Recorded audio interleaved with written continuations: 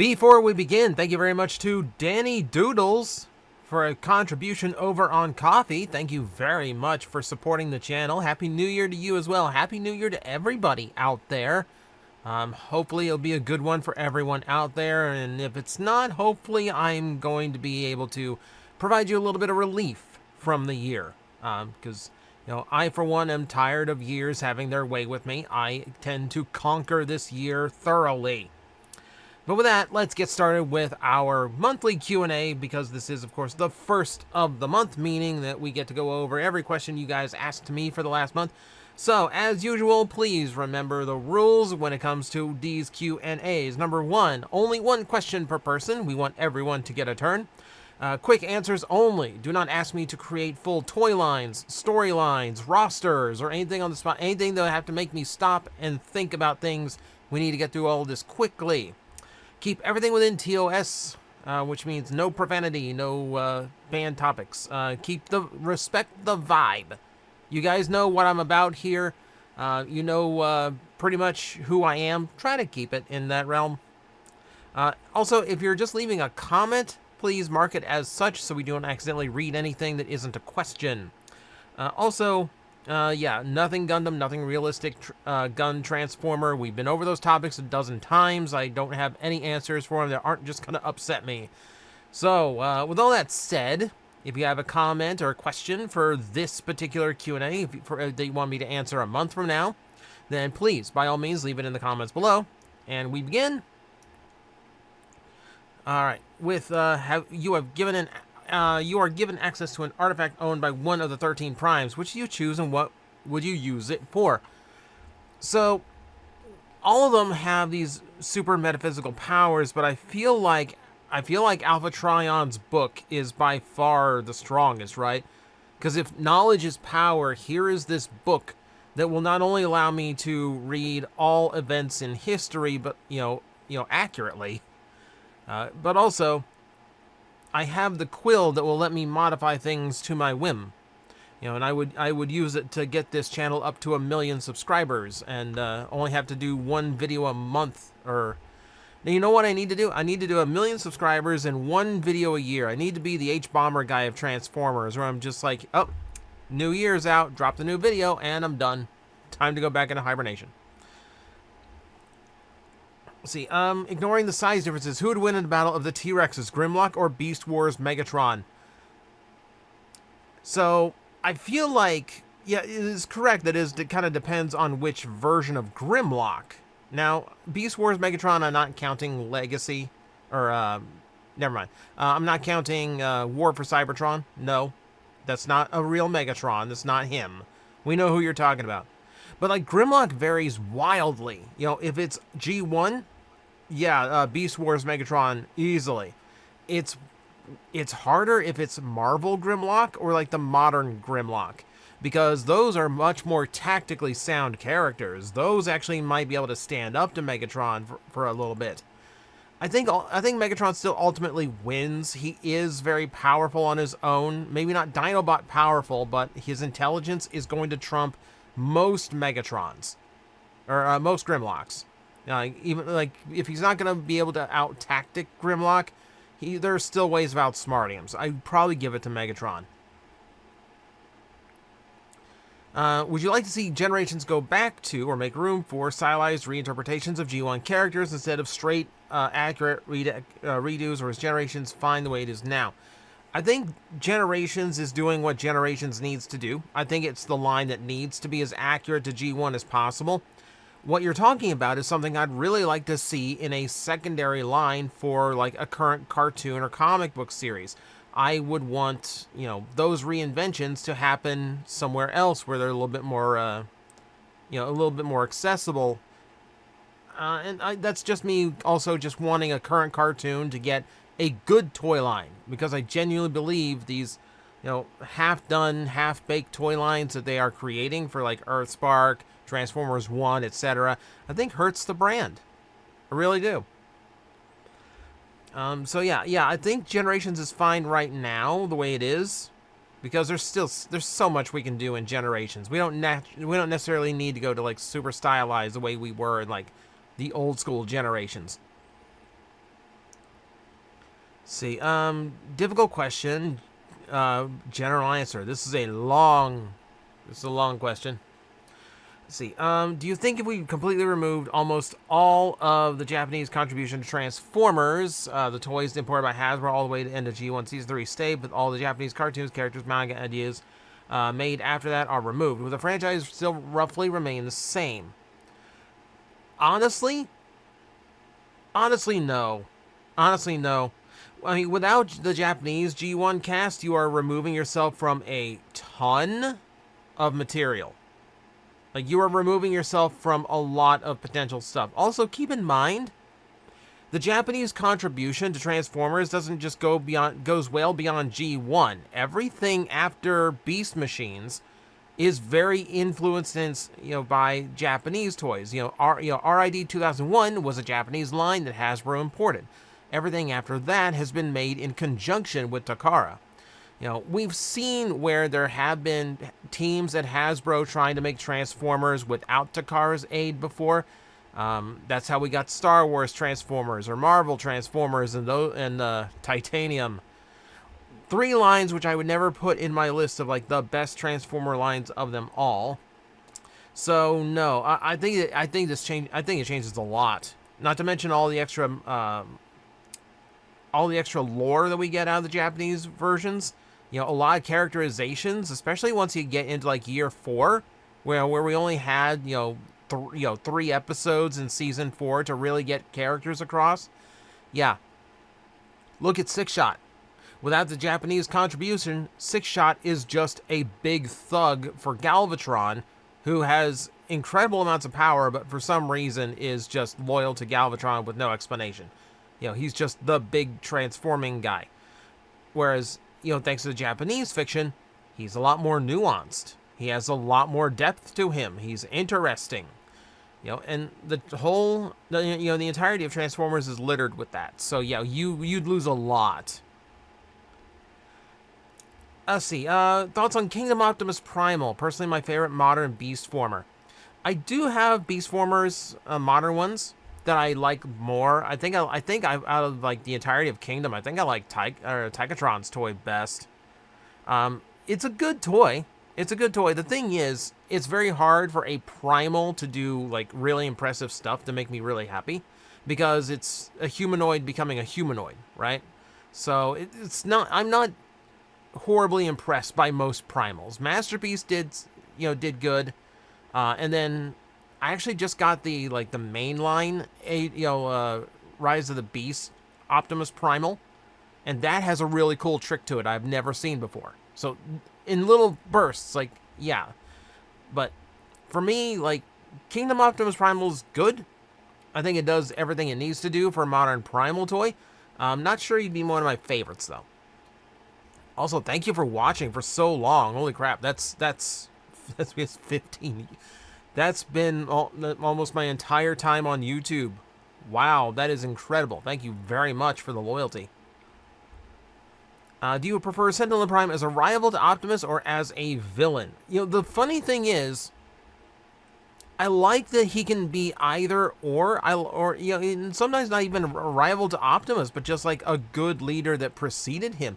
I feel like Sentinel is a really good unknown factor. He's a good X factor. You can make him a villain, you can make him a rival, you can make him someone Optimus looked up to, and all of those, depending on the story you're writing, are absolutely viable. Me personally, I do kind of like to see him as a villain.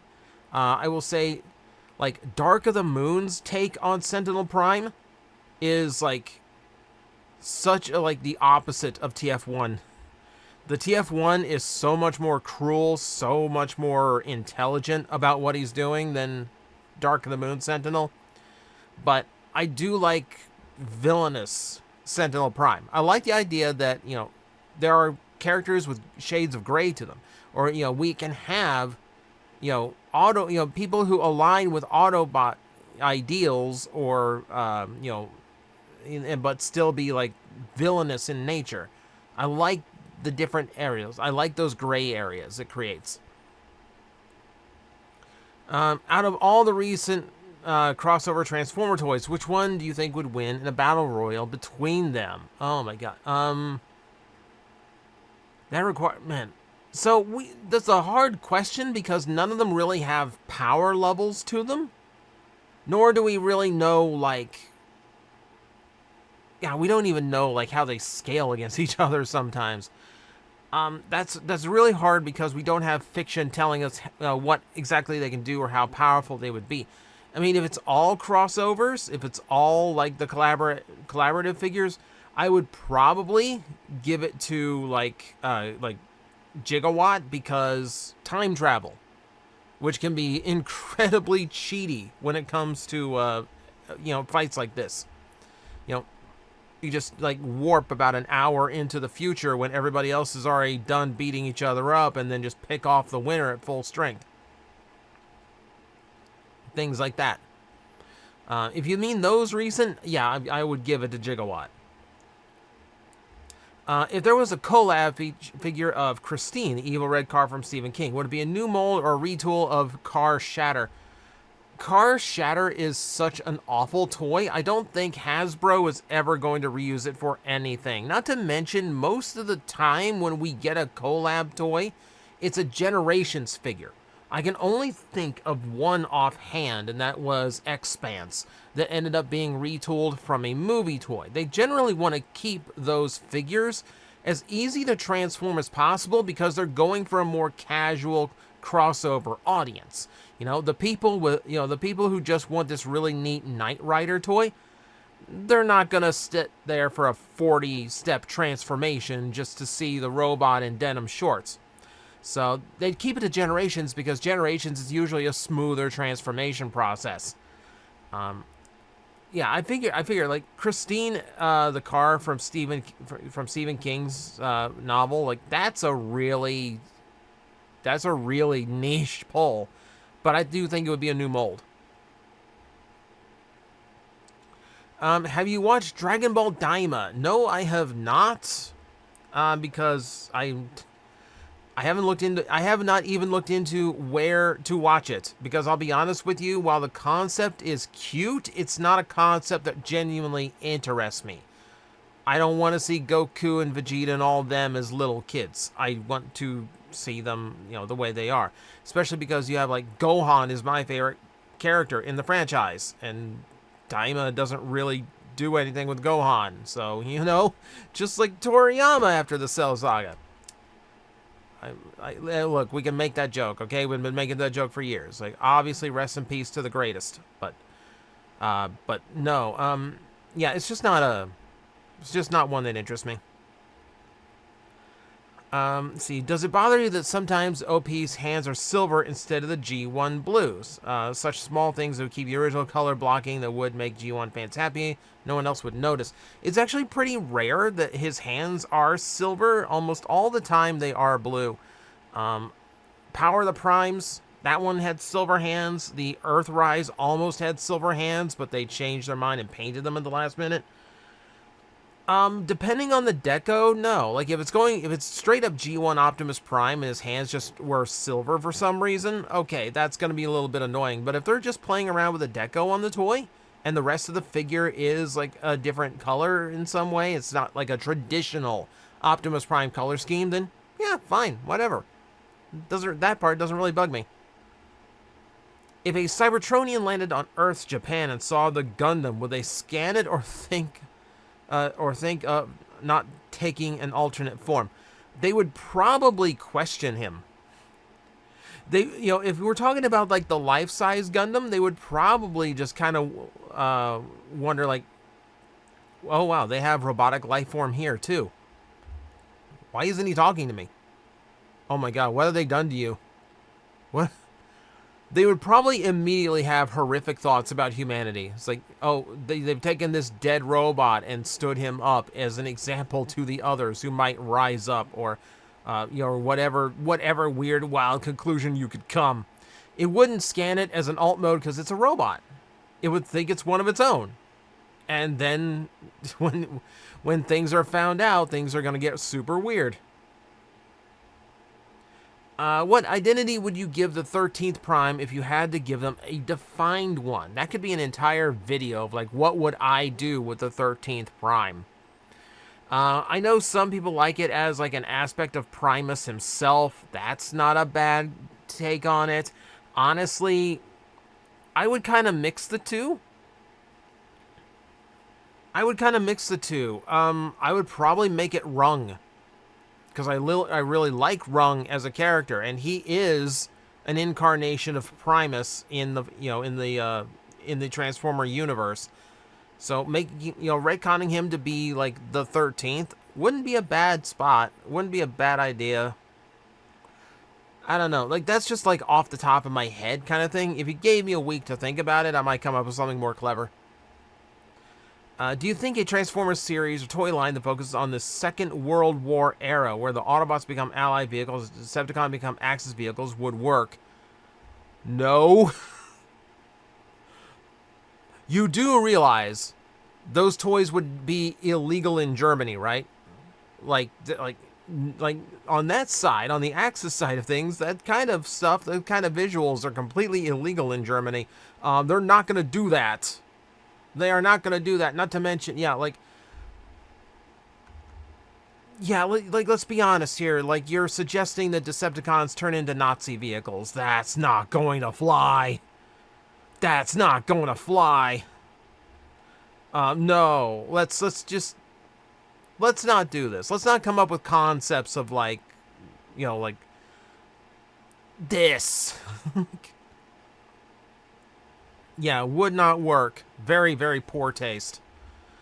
If a mask Transformers crossover toy line to be made, would the Triple Changers gimmick work for the toy line and make the robot head be the mask helmet that are shown? Oh.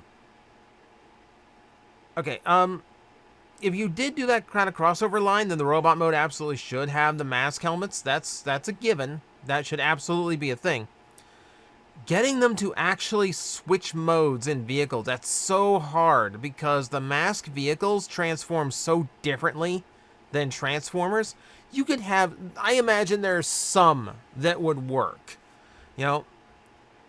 I can't remember what Matt Tracker's car is, but his car is literally just gull wing doors and a bumper that comes forward and a few fins that pop out. That ain't hard. Like, that you could absolutely work into a standard Transformer design. That would actually play. I don't know about some of the others. But yeah, like, I feel like it'd just be the vehicle turning into a robot. I don't think they would overcomplicate it. Like, at best, you might have, like, attachable weapons that kind of pass for those third modes, but that'd be about it. Are you into Sonic the Hedgehog? I just did a movie review for Sonic the Hedgehog. I just, before this video recording, bought 2 Lego sets of Sonic the Hedgehog. Behind me is a full set of figure, well, not a full set, but like a bunch of the 4-inch Sonic figures, completing as much of the Adventures cast as I possibly could, with Omega substituting in for Gamma. And yes, I have the Big the Cat that's supposedly really rare now. Weird. But yeah, I like Sonic. I like Sonic quite a bit. Do you think the Action Master known as Turbo Master could work as a combiner because he resembles Bruticus? See, to do him as a combiner, you'd have to come up with something to do with all 4 of his parts in those weird colors. Like, I almost feel like he could be, like, the Decepticon answer to Victorion, where, like, okay, this is a set of Combaticons, but they are female. Because he's got that kind of, like, lilac color scheme to him. Like, it kind of fit. I don't know if you actually make him a combiner. I think the joke to Turbo Master is the fact that he does look so much like Bruticus, but he's not him. The same way, like, Double Punch looks like Black Zarak, but he's not him. I think that'd be funnier. If you could have the powers of a bot, which would it be between Skywarp, Thundercracker, or Mirage? If John Cena was an Autobot, he would be Mirage. Good call. Out of those, I really would love the ability to teleport. However, Skywarp's teleportation is very limited. He has to teleport to areas he can see. You know, it's not like I could, like, teleport to the toy shop right now, which would be incredibly helpful for my commute. But given that limitation, I think Mirage. Like, invisibility has a lot of advantages to it. Do you think a perfect crossover Transformer and some other 1980s toy brands would work, like Voltron or Mask? We're doing Mask again. I mean, absolutely. I'm still waiting. Like, they did a little bit. Like, we just got the Ninja Turtle crossover. That is an 80s brand. It's like very late 80s, but it is an 80s brand. And then I keep waiting for, like, He-Man. You know, because now we found out through the Jurassic Park stuff that Mattel is willing to play ball, and Mattel lets everybody else cross over with He-Man, so why not Transformers at this point? Thundercats as well. I wouldn't mind seeing, like, a set of Thundercat Transformers either.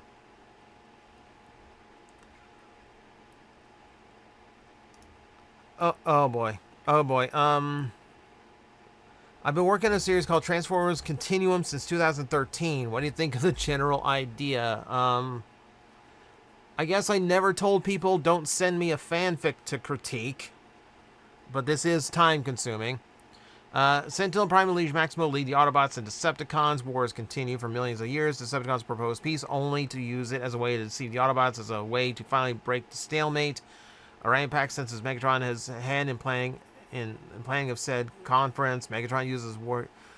Okay, let's see. Orion, I'm just skimming through it now. Honestly, you're describing something that's very close to a normal Transformer series. It's just that you had Liege Maximo in at the beginning rather than toward the end. And Sentinel has been the Autobot leader before Prime in several fictions before this. I'll be honest. I really could use a little bit more, like, a different direction in thought, because it really does feel like, outside of Liege Maximo getting thrown in there,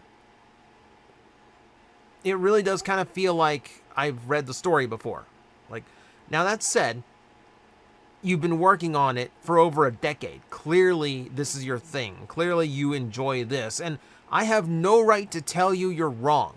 I can tell you what I think of it, but if you're enjoying doing what you're doing with it, by all means, keep going. Make it good. For me personally, as a story that I would want to take in, I would want to see this shaken up a little bit more. It does feel like a general Transformer plot, you know?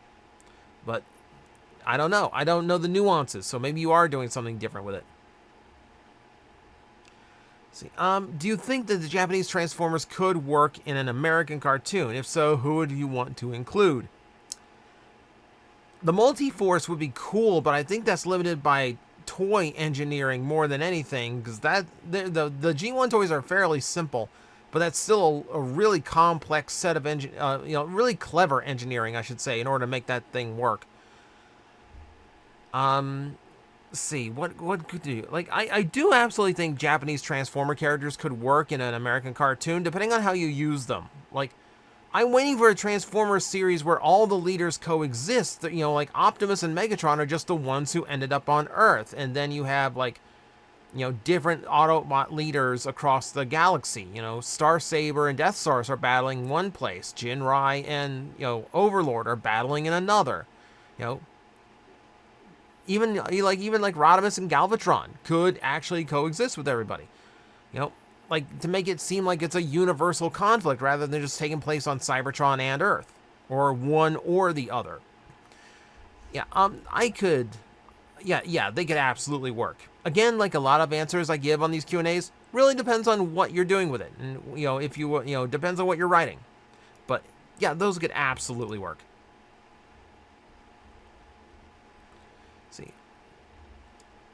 Let's see. Someone suggested an 8-member combiner. How would you feel about this? 4 limbs, 2 torso, target masters, headmasters, chest, breast force, power master. Makes it 9 members. Yeah, because you're working in like the mini gimmicks too. Yeah, so you're essentially talking about like a Devastator or Lyle Kaiser situation, which we know those could work. Technically, if you want to call it this, like Lyle Kaiser is a 12 part combiner if we incorporate all of the Breastmasters as well. Yeah, like we could, yeah, that's, I mean, it's doable depending on, like, because you are working like a more standard and, system into this, yeah, like that, you can make that work. Favorite cons from RID 2015, the ones that get neglected, because I like the designs. Here's the thing, cons in 2015, character-wise, don't do a lot for me. Like Steeljaw makes for a silver tongue, like manipulative villain. Okay, he's not bad. Thunderhoof is good for a laugh. But character-wise, I'm not huge on most of them. I'm big on design. In design, I really like Filch and Chop Shop. I'm thrilled that Filch got a toy, even if it is an Air Razor retool. That Chop Shop is going to be an engineering nightmare. I never expect to see that one. See, what? Watching since 2013. Oh my god. I love you people. You have stuck around for a long time. Thank you. What if the planet Junkion was a part of Cybertron and G1, and it looks like that from an explosion that catapulted... It looks like that from an explosion that catapulted it into space. You know what you could do? So, like, the planet of junk really is just like the universe's junkyard, where, like, just by gravity alone, like how gravity kind of pulled together like the rings of Saturn and all that. No, this is just like a floating junk pile, or just stuff that was thrown out of every wandering spaceship in the galaxy, and it's all coalesced into one big lump that is now the size of a planetoid. What you could do? Remember, G1, Cybertron's biggest feature, the thing you saw and noticed the most when you looked at it, is that huge gash that's taken out of the planet. Like, if that had some kind of lore to it, where, like, it was detonated off during some, like, crazy Decepticon leader's attempt to win the war, or, Unicron actually did show up before the, Optimus and Megatron were a thing, and ripped a gash out of it that became, Junkion. You could have fun with that. But keep in mind, if Junkion's just a chunk of Cybertron, that means that it can't have just like a lot of random stuff like TVs just sitting in the garbage. You'd have to, so I don't think it would be as playful a place. But you could get away with it. What would you want a Skybound version of Star Saber to be like? I mean, hopefully not like mangled and destroyed like a lot of the bots in Skybound end up being. It's not hard, it's just, I want Star Saber to represent the things that Star Saber is supposed to. He's supposed to be this noble leader. He's supposed to be the most skilled swordsman in the universe. And at the end of the day, despite how powerful a warrior he is, he's a father. I would love to see that kind of story told, because it's humanizing to a gigantic spacefaring robot. And it's a unique thing for an Autobot to be a father. And I want to, that's the kind of story I like for Star Saber. So, yeah, it's not hard. Just, like, emphasize what the character's about. Don't do what IDW did in 1.0. I've been toying around with new Insecticon concepts. I was curious about your thoughts on this. I'm proofreading a lot of people's concepts today. If Hasbro makes a new addition to an old team, would you rather their transformation fit the style of the old team regardless of what it is, or make them as complicated as newer figures? A new Insecticon would be assembled as the original trio transformation complex. Okay, honestly, I would absolutely want it to be in line with the others. In the same vein that, like, Scar introduced into the Dinobots, in Legacy Evolution. In the same way that he feels like he fits in, because his transformation is basically the same as everybody else's. It's only, just the same level of complexity. You know, a big chunk of his beast mode flips out to become the legs. He feels like a Dinobot. You know, if you try to make these new Insecticons overly complicated, then they're not going to feel like the Insecticons. They might not even feel like the deluxe Insecticons. No, your play here is to just kind of make them feel like part of the original team. Give them the more simplified engineering. You want to do like a praying mantis as an Insecticon, then it's got to transform in a very easy way, you know, that doesn't really like interfere with like the idea behind it. You know, try to if you're trying to make new Insecticons that fit in with the originals, then yeah, they need to be as simple as the originals. Now, if you're coming up with a completely new team, that's a different story. If it's a completely new type of Insecticon, then go hog wild. Which Transformers alt mode would you change to something different to fit the character better? I mean, we've gotten some pretty good ones. I feel like the first thought in my head was G1 Cliff Jumper, because he is very much like running in head first. His name is Cliff Jumper, and I ain't jumping a cliff in that car. I feel like he should be an outroad vehicle of some kind. You know, like between like the name, but also just like his personality of just like running head first into a fight, or just like taking the biggest shot he can take. No. I need a better car for that. I need an off-road car of some kind. Is Marvel's UK Transformers G1 comic inherently superior to the Marvel US's publication? Not necessarily. It depends on the kind of storytelling you are into, and it depends on the characters they are using. I don't think they are superior to one another. I think they both have strengths that the other one lacks. But ultimately that's a matter of preference. You know, the G1s, like the UK G1 stories I've read, you know, they're okay, but they don't stick with me the way that the Marvel ones do. You know, they doesn't stick with me like the Underbase, or watching Shockwave and Scorponok slug it out in the water. Things like that. If not Paramount, realistically, who do you think should get the license for the Transformers IP? WB is on fire and Disney is Disney. Sony is...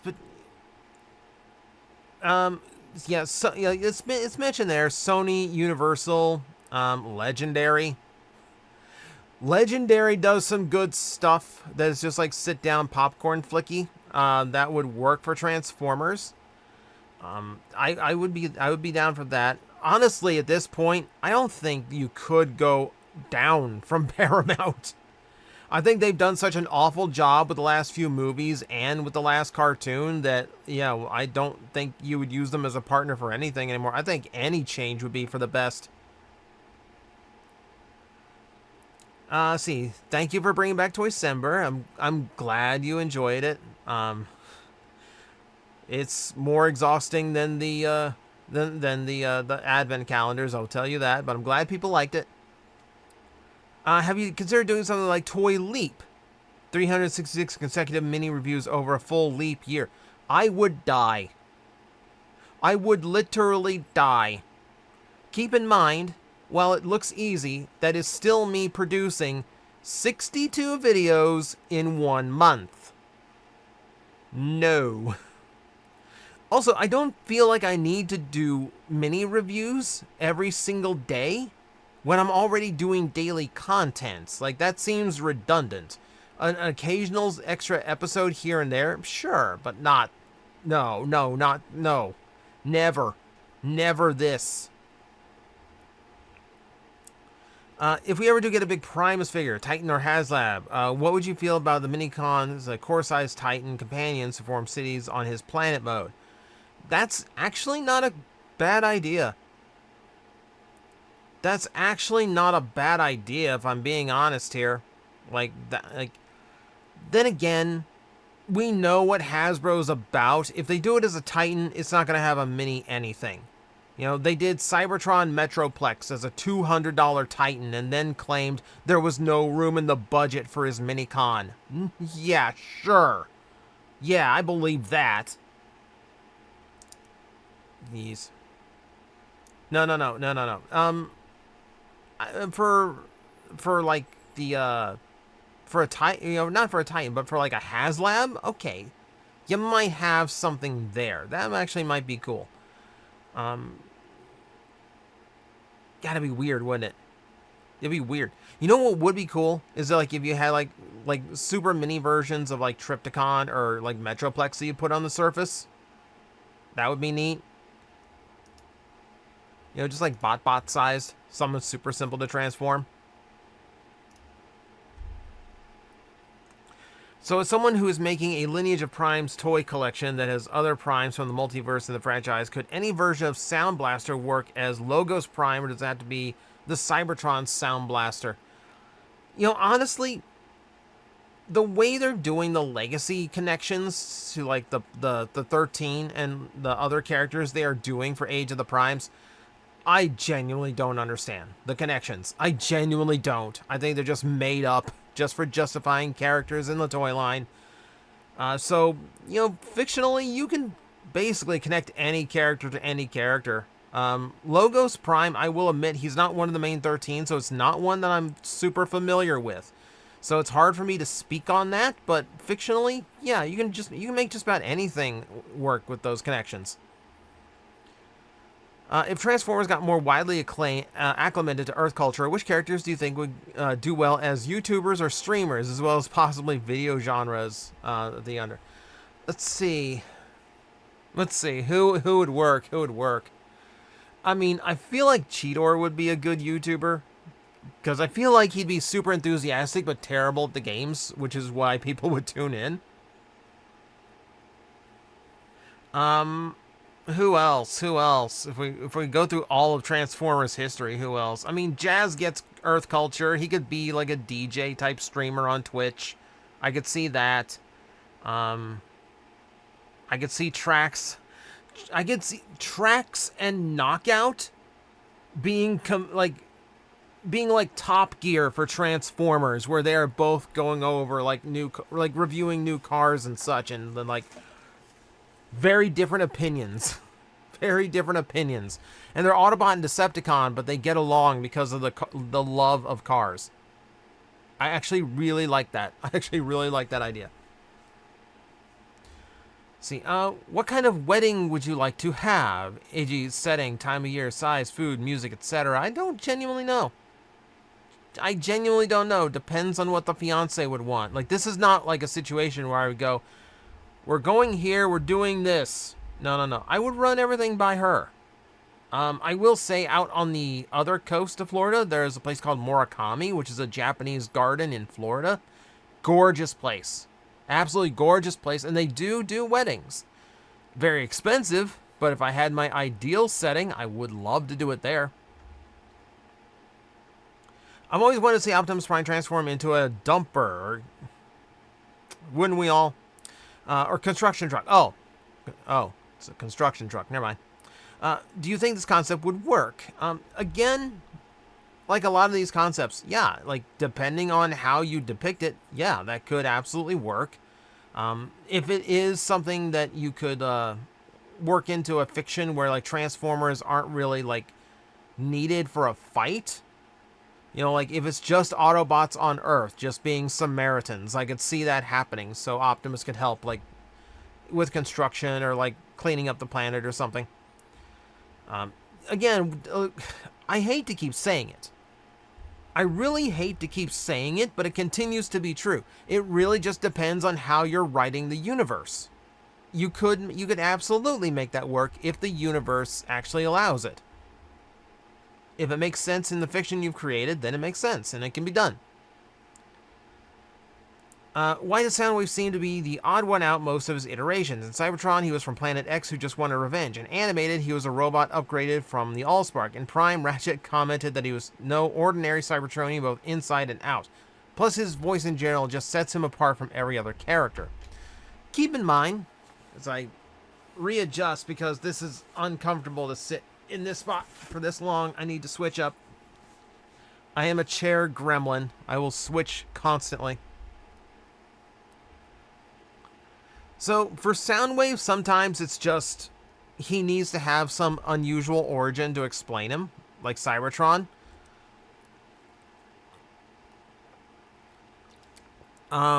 In Prime, I don't know. Prime did a lot of interesting things to classic characters. But for the voice, I genuinely don't really view the voice as anything different than, like, Wheeljack's light up ears, or what's another one? Like Wheelie's, Wheelie rhyming everything, Blur talking super fast. It's just a character trait. I don't think it's anything like sets him apart or anything. Like Astro Train. Astro Train has this weird echoey voice that nobody else has. Like, it doesn't make him, like, that's just a character quirk. Just like a lot of Transformers have character quirks. But I think it's just because Soundwave is such a different character, and, like, such a popular character, that everyone kind of wants their own iteration of him.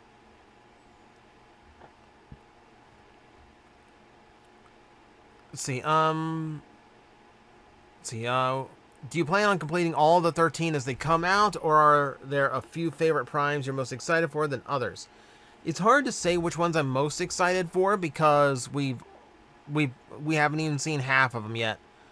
So I am excited for most of them. I will say at least Prima looks like he'll be good, but I wouldn't say I'm, like, excited for him. The others, yeah, like Solus looks really good. Megatronus looks fantastic. Star Convoy looks amazing. Those I am really looking forward to. So, yeah, like I'm going to be getting them all. I'll be getting them all as they come out. Absolutely. It's like the ones, here's the thing, it's like the primes I'm less interested in as characters, I'm more interested in for toys, like Quintus, Nexus, Amalgamus. Like, what do you do with them? What is Hasbro actually going to do with them?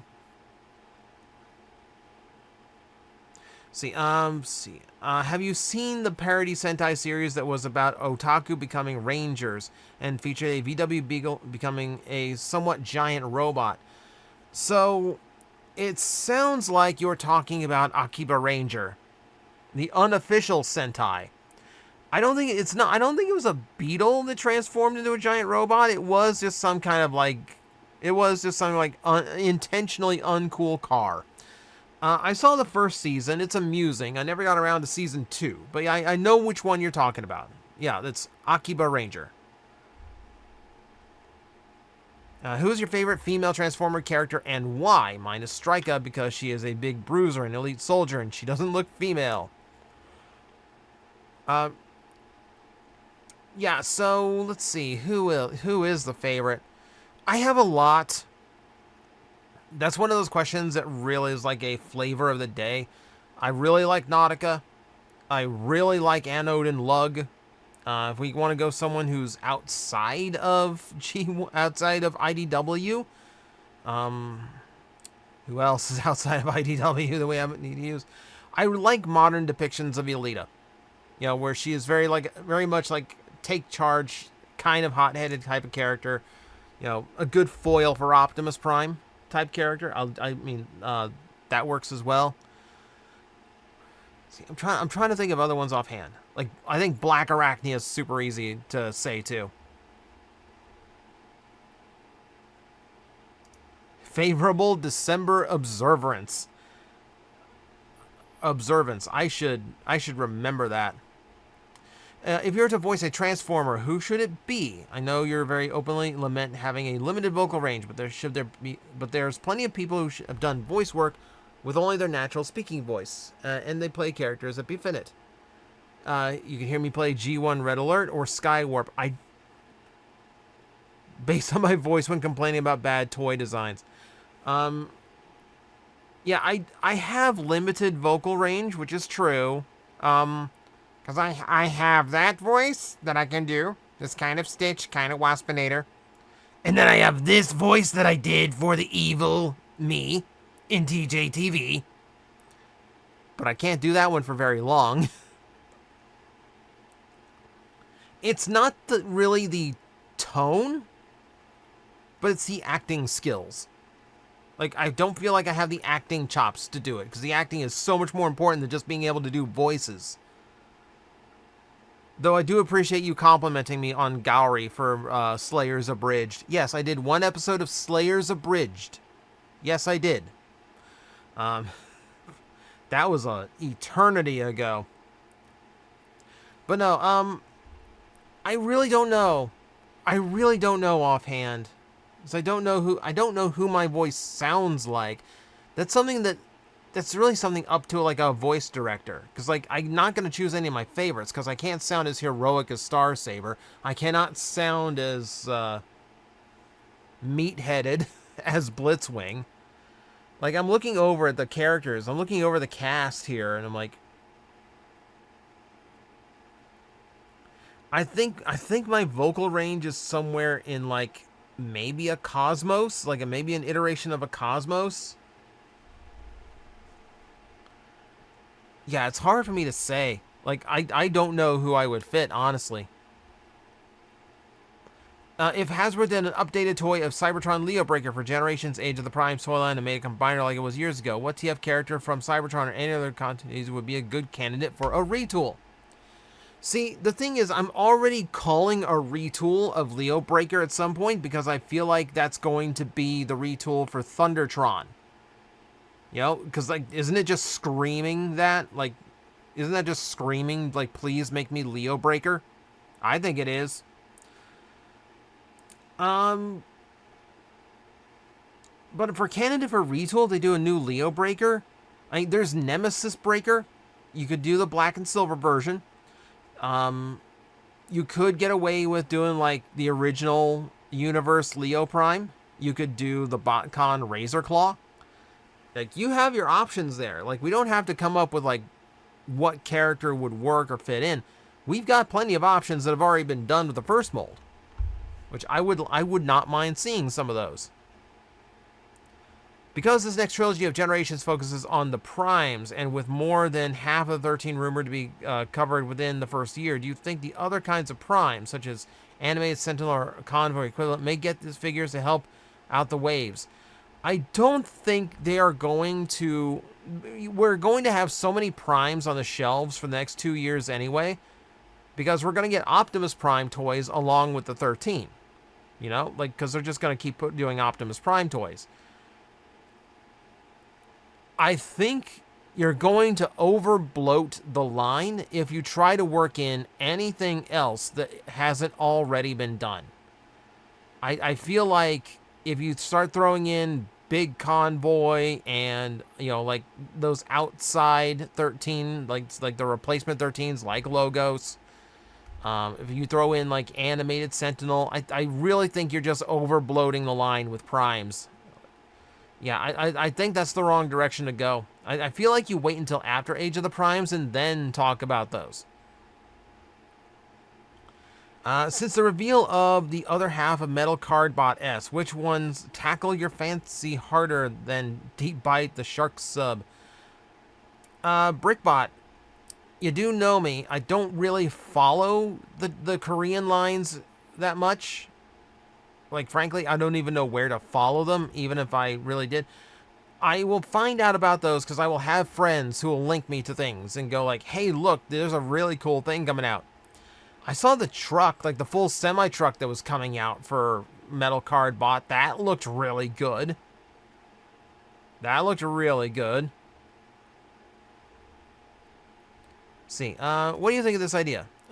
Power Rangers versus Squad versus Power Rangers S Squad. Oh, Power Rangers V Squad? Okay, okay, V Squad, S Squad, I'm gonna be honest with you, this sounds SPD and I didn't watch SPD.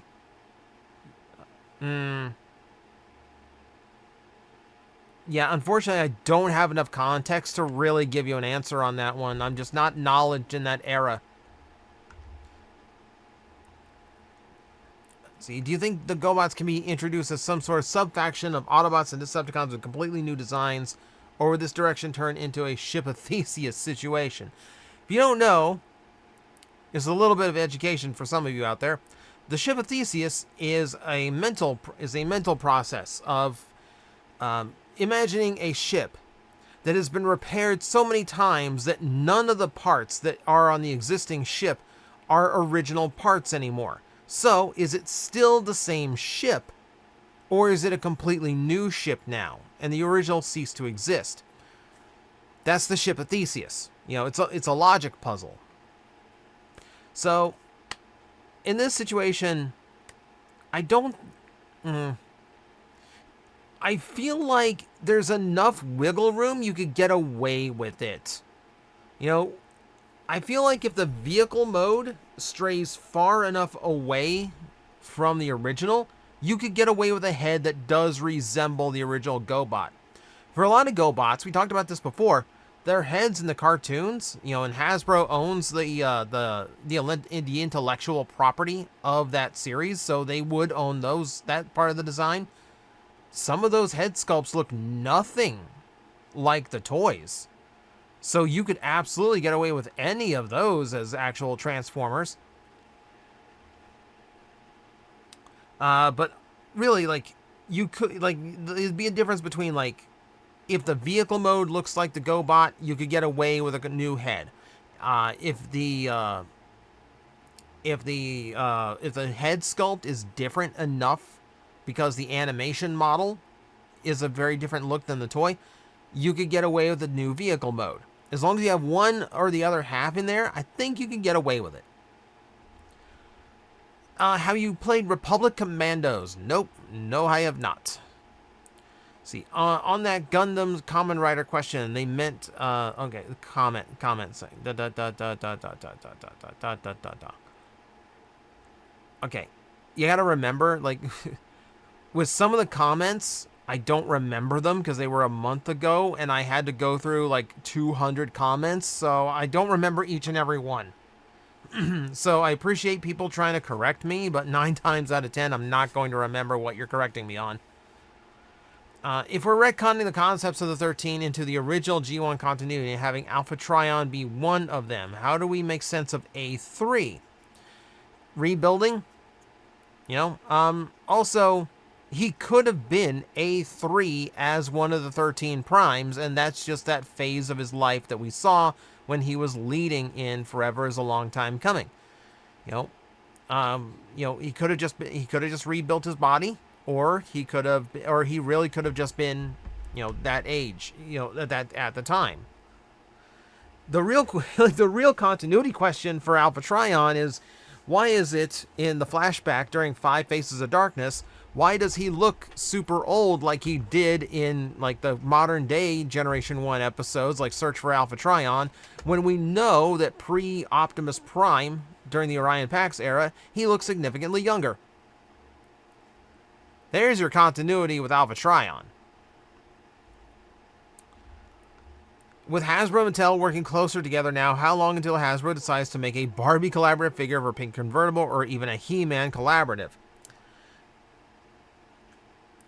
I think the Barbie would be hysterical if it doesn't just look like RC again. But the He-Man, like, but here's the thing, like, I feel like Transformers has done enough pink vehicles now that I'm not sure you could convey that that's Barbie's pink vehicle. You know? I'm not sure if that's, because Barbie does not have, like, one iconic vehicle. She has a bunch. She's had Corvettes. She's had convertibles. She's had a Jaguar. Barbie has money. So it's not really like, there's not one signature vehicle she could be. For the He-Man, I think you've got more room there. I mentioned before, like, I definitely want to see a He-Man series, like a He-Man collaborative at some point. Just retool Tigatron into like Battle Cat. That's all you need to do for me. It's not that, you know, that seems like an easy concept. Did you hear that 2025 Super Sentai season, #1 Sentai Gojuger? The franchise will be celebrating the big anniversaries with years instead of season numbers. I personally think having writer and Sentai anniversaries be in different years will help them stand apart from one another. Yes, it will. Yes, it will. I mean, it is an error to actually celebrate an anniversary with the season number, because the 35th, Gokaiger is the 35th Sentai, but it's not the 35th anniversary. It's the 34th anniversary. Because your first anniversary is not the first day, right? So I'm in favor of that, and yes, it does split the anniversaries up so they're not coinciding. That's a good call. Yeah, I like that. I like that call. Whenever a new mold is made, you mentioned how it needs to be reused for other characters. So why is that? Well, why is it important for reuse of new molds for other characters? It's so Hasbro can get their money's worth. That's not the most reasonable answer. It's not incorrect, but it's not detailing the information you need to detail. So one of the most expensive parts of producing a Transformer toy, or any toy in general, is the mold itself. Because the process of creating the steel molds is very, very expensive. You got to imagine, these are, enormous slabs of steel that have been cast and molded into the shape of the toy parts. They are immensely expensive just in the material alone, but the production of such pieces is also incredibly expensive. Not to mention, as the tooling wears out, they will have to go back to a master mold to have new tooling made, so it can get more expensive as it goes on.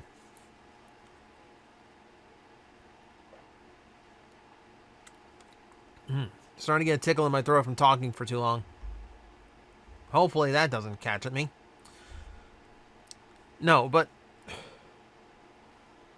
the latter is a very rare situation. Most molds last a really, really long time.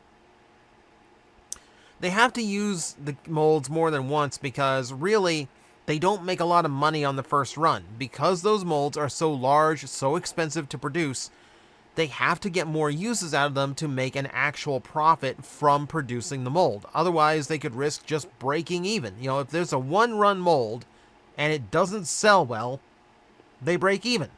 So the more uses you can get out of every mold, the more, the safer that mold is. If you can only come up with one character, it's a big risk to run that mold.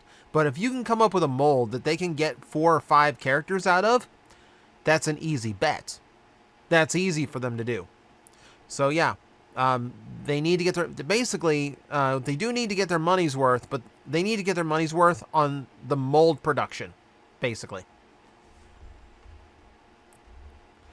With how Beast Wars works and with how they are, how after they have obtained their beast modes, okay, hang on, processing this. With how Beast Wars works, and with how after they have obtained their beast modes, they gained the ability and behavior aspects of the animals that they turn into. Do you think that they would shed? Do you think they would shed or molt? Okay, no. So they wouldn't gain the actual abilities of the animals. They are gaining the biological appearance of an animal. Cheetor is covered in fur, but that's synthetic fur. It's something that his metal form could generate on its own. They wouldn't shed or molt because it's a disguise. In the same way that they probably wouldn't need to get repainted. If you can scan it, the same way like a Transformer probably doesn't have to have their tires changed, for instance. Things like that. No. Behavior aspects, that's really just goes down to instinctual behavior, which remember, Maximals were explorers. they have beast mode, so they can, they can scan DNA to create a beast mode to blend in with the natural surroundings, so they can observe and explore better. So they keep the instincts. They are like the instincts are programmed in, mostly so they can operate their beast modes correctly, and so they know how to behave to blend in with other animals of that type. That's where you have that. It doesn't go beyond that. Remember, it's still a synthetic creation. They wouldn't have the organic elements that come with that. See, how would you feel if Hasbro and Takara reused the molds for G1 Prowl, Bumper, and Starscream and used them to create G1 toys of modern characters like Barricade, Wasp, Slipstream, Acid Storm? I would not be opposed to that. I love creative uses for those old molds. Really, I would love for them to just reuse Bumper and Prowl, period. Maybe not so much Bumper. Bumper's an obscure one. But like the Prowl mold, we have not seen reissued in a while, which means it's most likely completely worn out. In that situation I mentioned before of like, they would have to go back and like recreate the mold from scratch, which is difficult to do. So, yeah, I would absolutely be in favor of this. Like, I think that's fun. I mean, I really like the vintage G1 line they've been doing at Walmart because I think that's a fun way of reusing those old molds. How would you feel if Volcanicus is his own thing? Personally, I've come to headcanon him as a combined form is the robot mode, with his alt mode being the individual dinos. Okay. If you redo Volcanicus into like a Grimstone situation, where he's like a secondary Dinobot, like if you combine that Power Core Dinobot with Volcanicus and come up with like a middle ground, and doing something like the way you're talking, I could be down for that. Like, it gives Grimlock a heavy. You imagine the Dinobots having their own heavy? That's scary. But that's actually not a bad way of using Volcanicus.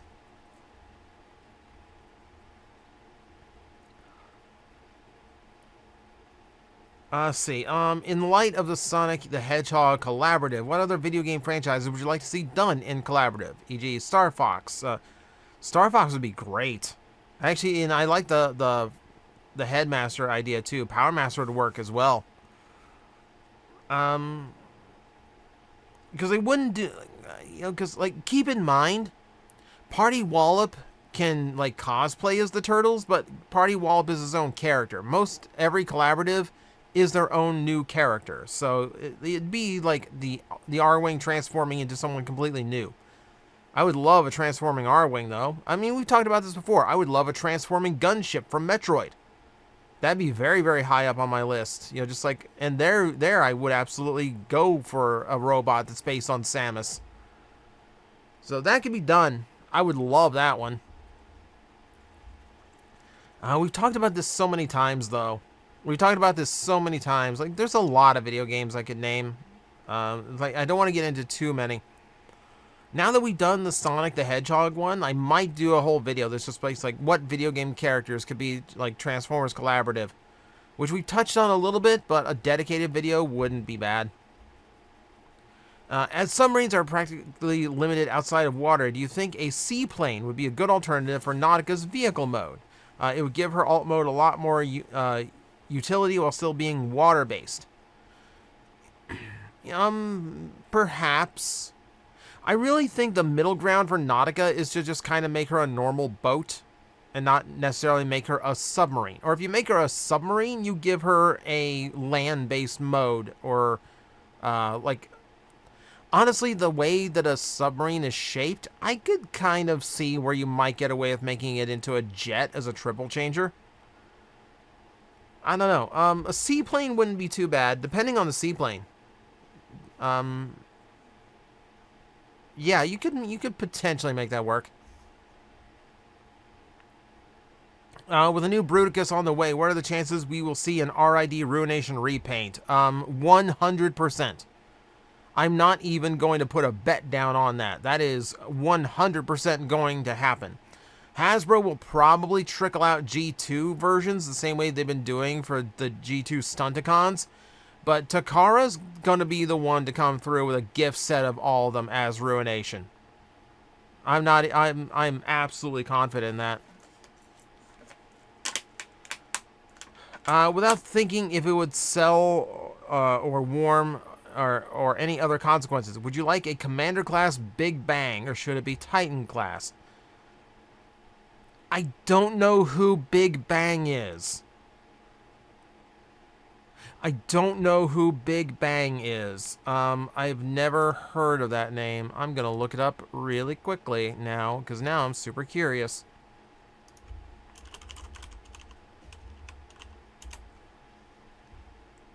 Let's see, Big Bang, Autobot from the Generation 1 community. Oh, this guy. Okay, it's a conceptual one, and a really cool-looking conceptual one. Really cool-looking concept one. With the base mode in there, that's probably the new Titan class. Yeah, like that's like an equivalent of a Star Convoy right there. Like I would actually be down for that. That's a super cool looking design. What is your Subway order or any Subway sub shop order? Cold cut combo. Honestly, I don't have too many veggies that I'm into. It would either, usually if I go to a sub shop, it is either like, if they have a chicken parm or a meatball sub, I will grab that. Otherwise, just kind of like what I feel for at the moment. Don't really go sub shops very often, I'll be honest. Let's see, if Dr. Arkeville did become a part of the Decepticons and shifted his mind into a fully artificial transformed body with some restraints to be obedient, how long would he last in a fight? Probably not long, because a scientist is not trained for war. Keep in mind, most of the Transformers that you see in G1 have been battling for literally millions of years. So to throw a complete novice and rookie in there who has never had to fight a moment in his life, he ain't gonna last very long. I don't care what kind of weaponry you put on him, he ain't gonna last. If it were possible to take existing combiners and combine them into one super combiner, do you think that could work? Fictionally, maybe, but that's the only place where you could get away with it. If you're talking about toys, no. We've kind of tackled questions like this before. Could you make like combiner toys that could then all combine into one big robot? No. The engineering tolerances behind that don't exist. And the level of complexity they would need for that, they would not be fun anymore.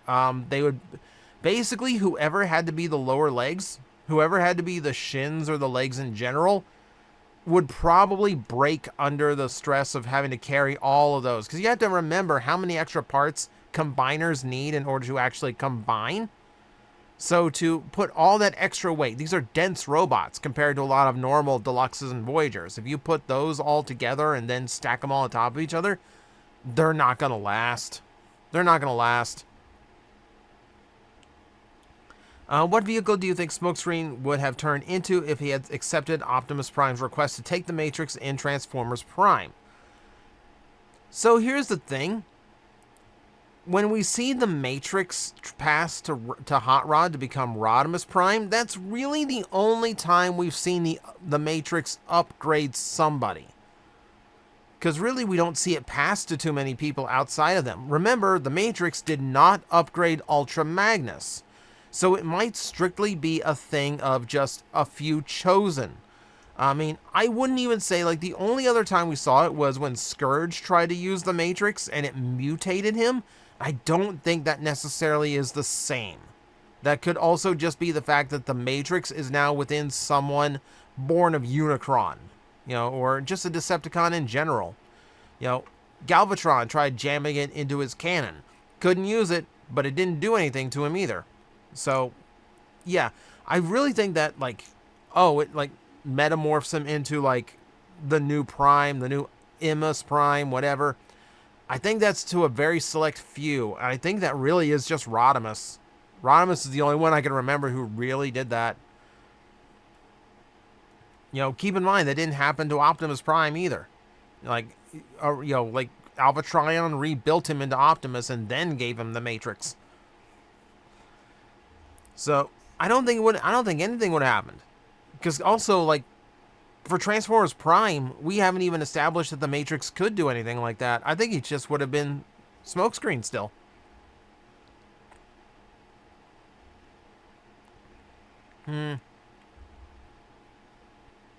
See, would you like a story where the major Autobot leaders and the major Decepticon leaders die, forcing the characters like Bumblebee and Tarn to continue the war on their behalf?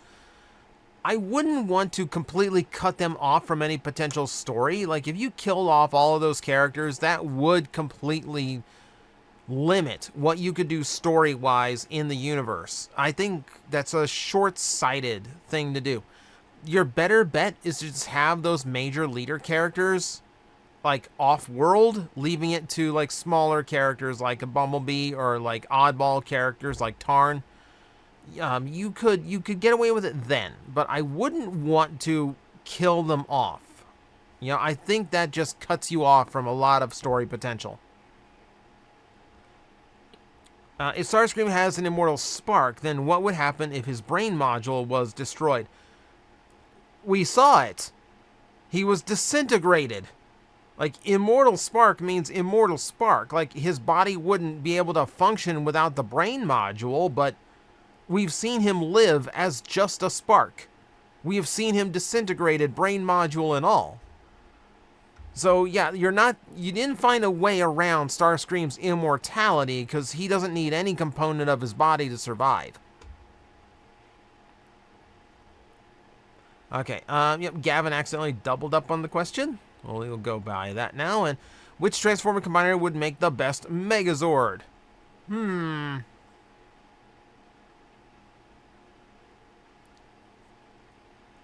This one has me thinking. See, who would it be? I almost want to say Raiden.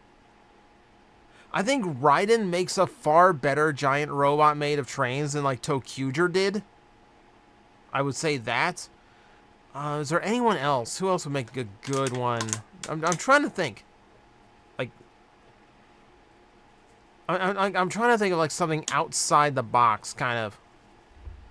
Yes, it's not hitting me though. I think I stick to that. I think I stick to Raiden on that one. Would a Spy Family Transformer be a good idea? I haven't seen Spy Family, so I genuinely have no idea what you would be doing with them. So unfortunately, I can't give you an answer on that one. I'm going to warn everybody right now, most modern anime, I will tell you, I haven't seen it.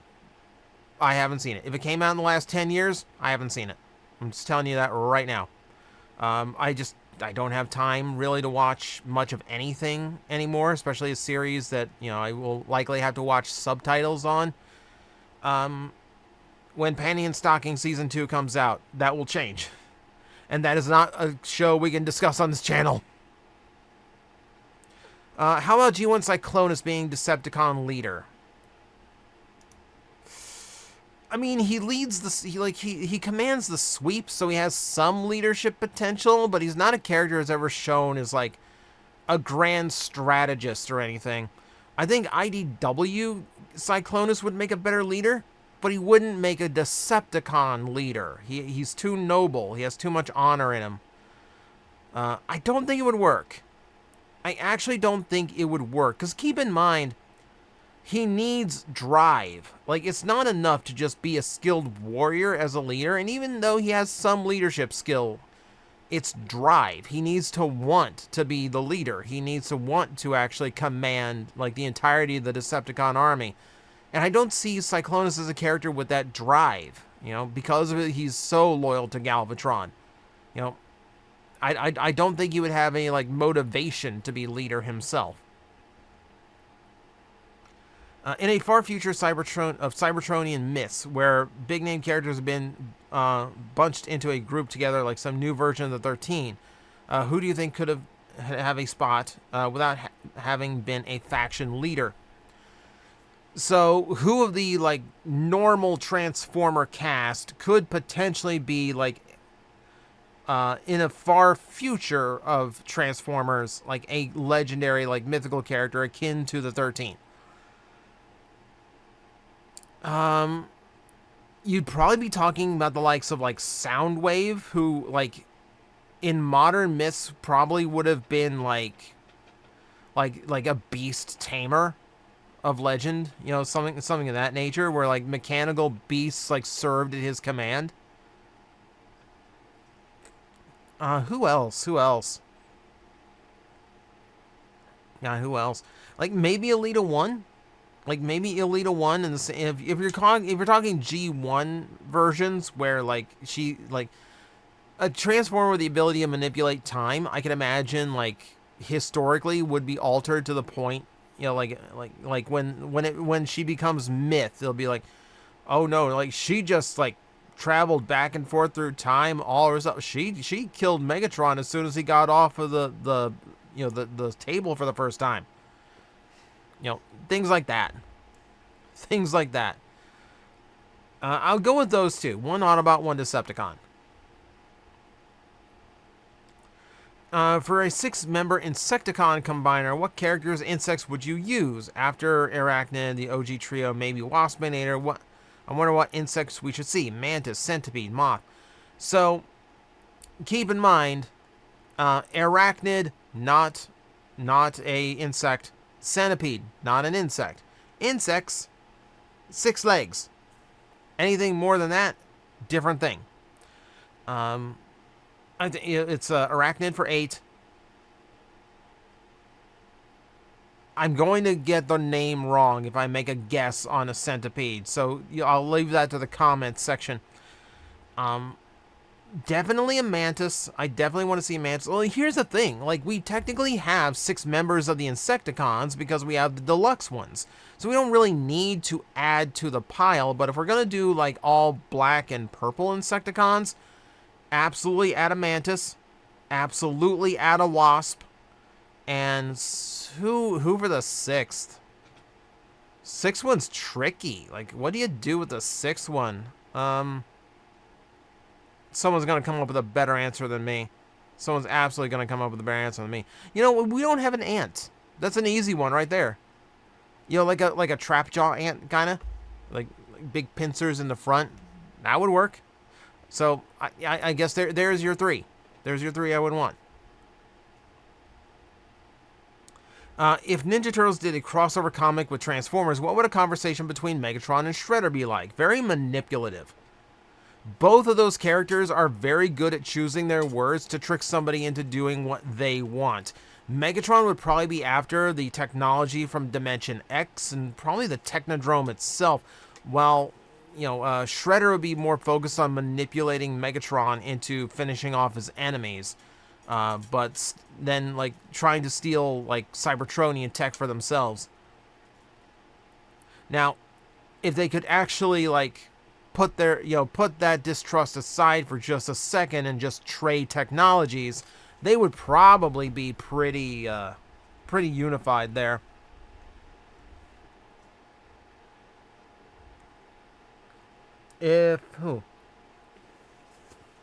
Throat is getting unhappy, and we still have a ways to go.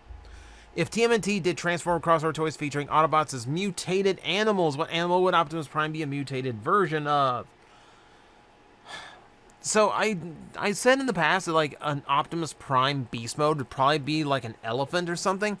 I don't necessarily think I want to go away from that direction.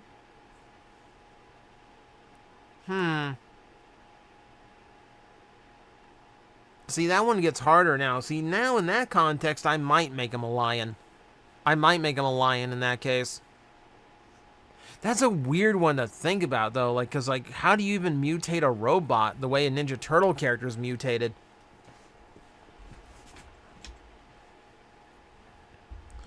See, in your experience, how fragile is the translucent plastic on Gradion from Webdiver? I will be completely honest with you. I don't know. Honestly, I have not messed with mine in... Honestly, I probably have not messed with it since I did the original review. I have Wivirion like the rarest toy in that, like one of the rarest toys in that line. I ended up selling off most of the web divers because I just didn't have the space for them anymore. Regret that, but that Dragon is just like way too big. I kept the coolest ones. I kept Galleon, I kept Gladion, I kept Ditalion, and Wivirion. Because Wivirion I got a really good deal on, still in the box. So, honestly, I have not messed with mine since you saw me review it, and that review was a long time ago. So, my best to you is just be gentle with it. Older clear plastic, can be better, and it's Takara, so their plastic quality was probably higher.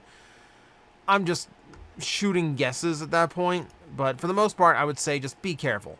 Just take it very slowly. Let's see. Do you have any thoughts or feelings on being people's comfort YouTuber? I usually listen to you and a few others when going to sleep as a calming familiarity. That's interesting. That's interesting. I have had people tell me that it is, that I am a comfort YouTuber for them, and that is that. I never know what kind of enjoyment you guys are going to get out of what I do. I don't know if you're going to laugh at how many errors I make. I don't know if you're going to really enjoy my insights on the toy or the random things that my brain comes up with for topics. I just hope that you find your own way of enjoying whatever it is I do. And if that is to just be a comfortable voice that you can listen to, whether it's to go to sleep or in the background, I appreciate that too. That also just means the world to me. I'm glad anyone enjoys anything I do. So, no, I mean, that means a lot. Thank you very much. Let's see, what do you personally think are the most important things to focus on when you're writing, creating an arch nemesis or dark doppelganger type of character, i.e. Joker, Bizarro, Negaduck, Venom, Owlman? Those are all very different types of doppelganger characters. I don't think it's as simple as like the complete opposite inverse.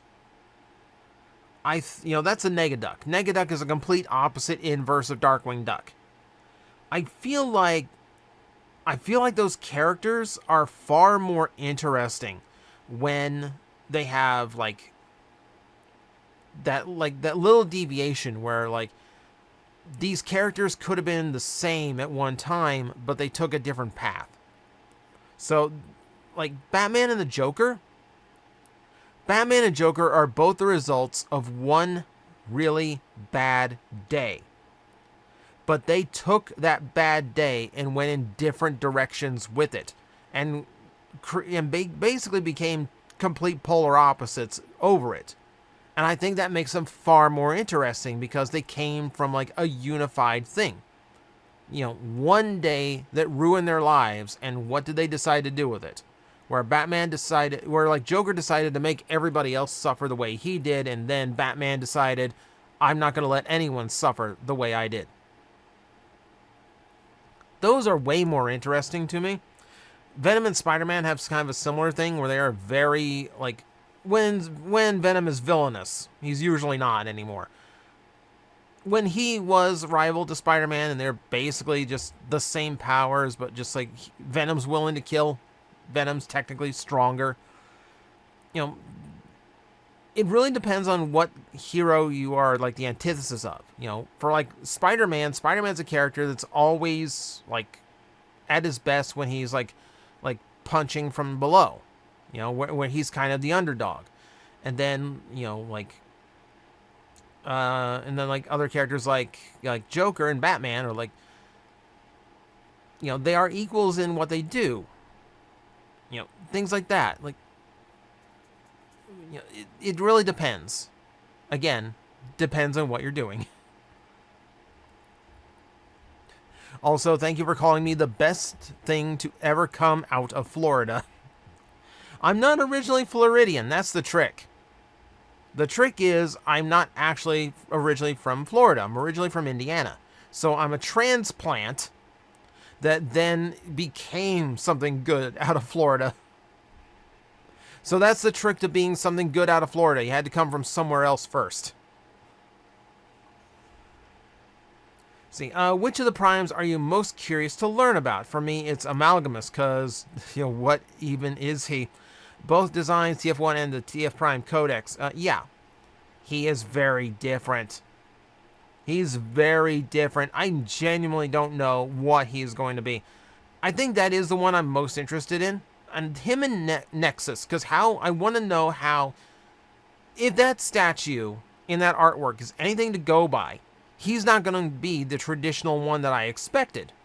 So now I'm genuinely curious, what are you actually going to do to make the combiner aspect of Nexus Prime come across on what is going to be, at most, a leader class toy? I genuinely don't know. Now, so those are the two. I'm super curious about both of them. If you could have, man, so many. I know what the thumbnail and the title is going to be. It's going to be the 13 primes. If you could have any of the 13 primes as a mentor to Optimus outside Optimus, which one would you like being explored in that role?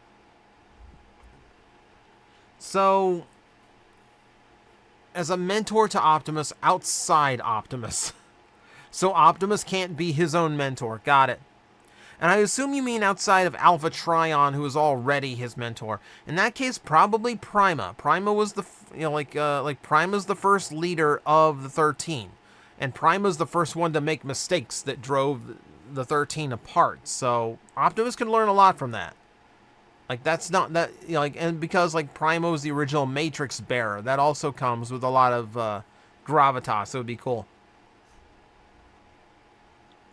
What do you think about the future of the A-level assortment? So the trick to A-level, I think, is to produce those characters like Spider-Man and Batman and those type of characters who are just always going to sell no matter how many you produce. I think putting those out to make sure they are always going to satisfy the demand, and so they stay out of the normal waves, so everyone else has some room, I think that's actually a pretty good idea. We don't need Deluxe Bumblebees and Optimus Primes hogging up the Generations line. They're going to sell no matter what, so you might as well sell them as their own unique thing. That's actually, that's not a bad idea. As for the future, you've got to be able to pick really good, strong characters. I could see a Starscream as an A-level at some point, but you'd have to be a deluxe Starscream, which might be tricky. I would say the same thing of a Megatron. You could get away with a Megatron as an A-level assortment.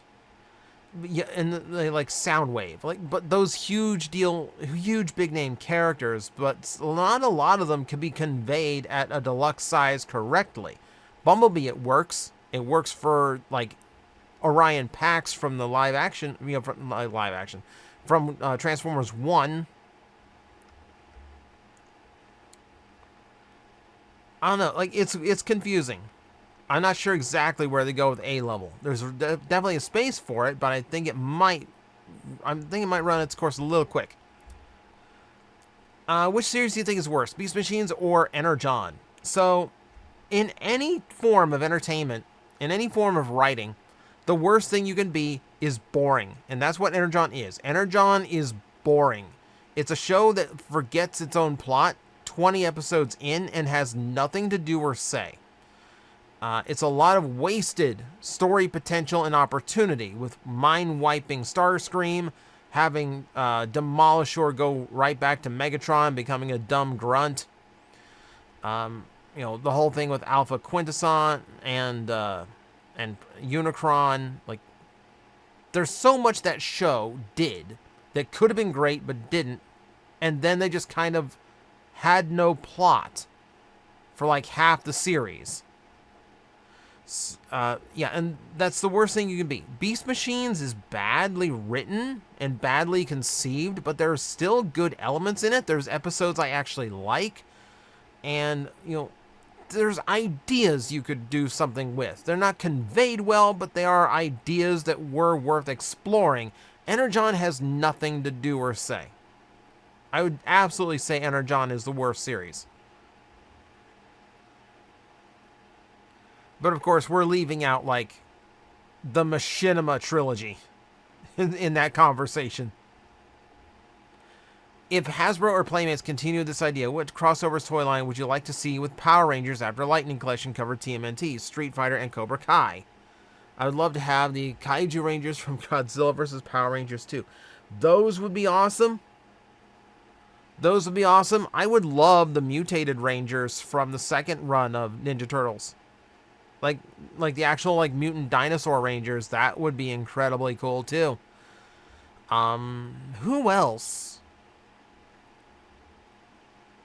Who else? I don't know. I'll be honest. I don't know anyone else Playmates has in order to, like, tell you who else who would do it. But no, I do really like the idea of doing it with the Godzilla crossover. Favorite moment or moments from Slayers? I'll be honest. I have not watched in a hot minute. So a lot of those moments aren't really there anymore, like, in my head. Like, the fight with Shabra-Nigdo is fantastic. Like, that's a really cool one. Yeah, anytime the Giga Slave is cast, it's done in a very epic way. Obviously Lena and Gowry's kiss at the end of Next, that they conveniently forget about because of Mind Wipe shenanigans. Those are some of the standout ones I like the most. As much as I love my Rodimus Prime to the point where I may be one of the few that have fully custom painted it, I am so glad he was released. Do you think Optimal Optimus should have been Kingdom's commander, or was it fine to have Rodimus, given the movie's 35th anniversary and obvious synergy with Studio Series 86? I think Rodimus was fine. From what I believe, I feel like the way they were setting up that trilogy was, here's the past of G1, here's the present of G1, and I really feel like the third part was going to be the future of G1. Instead, they switched gears and made it Beast Wars instead. So Rodimus just kind of feels like a leftover that had nowhere to go in that regard. Studio Series didn't have Commander Class at the time, so he just had to and they didn't have room for a Commander Class that quickly. Anyway, if that really was a quick pivot, I would have been fine if they had moved that over to Studio Series 86, but I think it's okay. Like, there's enough G1 representation in Kingdom still for me to go, you know what? Yeah, you can get away with Rodimus here. Do you think we can get more G1 multi-packs, like the Selects Autobot 5-pack? Absolutely. Like, if Hasbro thinks they can find a retailer to carry it, sure. And I wouldn't mind having another one of those so we could get more of those Kingdom and, well, I guess all the War for Cybertron or Legacy toys, even, without that translucent plastic. If I can get that 84 cast with no clear plastic, I'd be happy. So yeah, keep doing multi-packs for that, please. What was your cereal choice as a kid or even now as an adult? I was a Cinnamon Toast Crunch kid, but as a kid, I floated around a lot. Like, I did, like your Honeycomb, your Cocoa Krispies, your Fruity Pebbles, your Cocoa Pebbles. These days, as an adult, I mean, it's usually just like basic cornflakes with some sugar on it, maybe a banana chopped up into it. But that said, if I'm in the mood, I will still get Cocoa Pebbles or Count Chocula if it's around Halloween. Let's see. Who's the one former voice of Optimus you'd be fine with reprising the role for when Peter Cullen retires? I I honestly like our two current Optimus Primes right now, Alan Tudyk and Chris Hemsworth. I think both of them do a really, really good job of their type of Optimus Prime. As far as like past ones, I really think it'd be just those two. Like, I would be fine with Tudyk being the cartoon Optimus Prime and Hemsworth being the movie Optimus Prime. And anything beyond that, I would really just prefer to find somebody new. I speak about this all the time. New generations of Transformer fans deserve to have their Peter Cullen, who was iconic in their show that they grew up with, and they want to see come back to do that role for bigger things. So I would be okay with Hemsworth or Tudyk, but after that, completely new. Find someone completely new. See, do you think we could get another wave of Shattered Glass so we could get Red Cyclonus and Crayola Thundercracker? I hope we get Crayola Thundercracker. I'm surprised that was one of the few paint jobs they did not do for Earthrise. I would be completely okay with more Shattered Glass. That's completely up to Hasbro. See, as far as I can tell, like, it seemed like the Shattered Glass release they did before sold well. They don't have a comic book to push it anymore, but I feel like there's room for it. I feel like you could get away with it. If they made a modern Deft Wing, what mold should they use? So I go back to TF Wiki to remind myself of what Deft Wing looks like, because it's been a while. Ooh.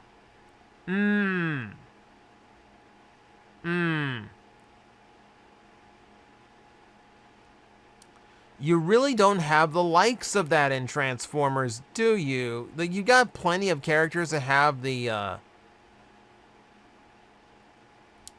you have plenty of characters who do stuff like that with the design, like with like where the cockpit ends up. With where the cockpit ends up, I would almost see that as like an Armada Starscream retool.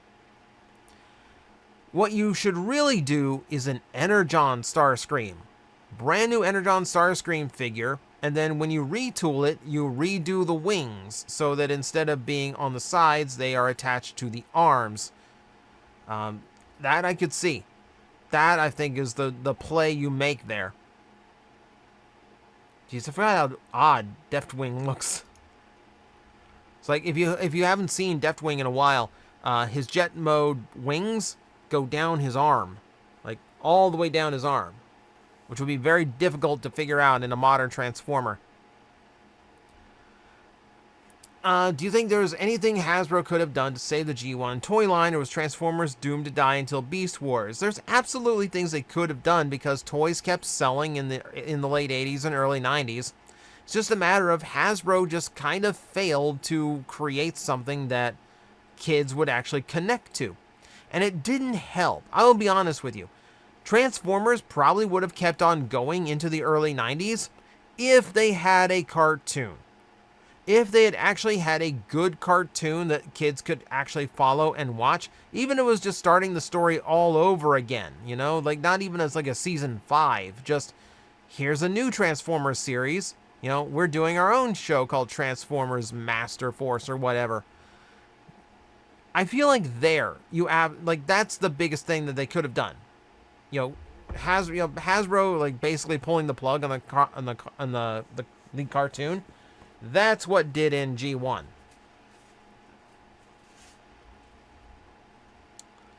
What do you think the best way to get an updated Leo Kaiser? Most affordable / accessible. I really feel like if you want everything that toy is supposed to do, it needs to be a HasLab. I know that's not affordable. I know that's not accessible. But I feel like if they did it at normal retail, you'd lose the breast force gimmick. You would absolutely lose the breast force gimmick. Because without that, keep in mind, what we're getting right now in Transformers for combiners, there's a lot of weird sacrificing going on to make those toys happen. We are already in a situation where, like, those toys need to do a lot of extra work in order to be combiners, a lot of extra parts. And we know that Hasbro's very reluctant to include extra minifigures because that does take away from the part count or the budget of the full figure. We get away with it here and there, but to come up with a breast force character who has to also become a hand weapon for the larger, for the normal robot, and then said robots also have to combine, that's asking a lot. And I don't think you get away with it as a Titan because you have so many different color schemes. You're basically making 6 toys and throwing them into a box. Whereas the reason they could get away with Predaking and Devastator as Titans was because they share so many colors that you could swap, you could share the toys around different molds. So, like, a lot of the parts from those two are gang molded from each other. We've never really like seen them individually released, so we'll never know which ones were gang molded to which. But because they share all the colors, they can be within the same production run and within the same mold, which reduces a lot of cost, reduces a lot of assembly time. That's why you get combiners as Titans 2 times. So I honestly, like, I know it's not accessible or affordable for a lot, but yeah, I think HasLab's the only way to get that Lio Kaiser. Which video game have you bought where the media advertising it hyped to be the best game to buy it? When you get your hands on it, you found it to be terrible. Comment, you missed my question last month's Q&A. I do apologize, Potter. I am trying. I'm trying to go through almost 200 different comments. I try to get everybody. I do apologize if I miss one every now and then. You're free to ask again the next month.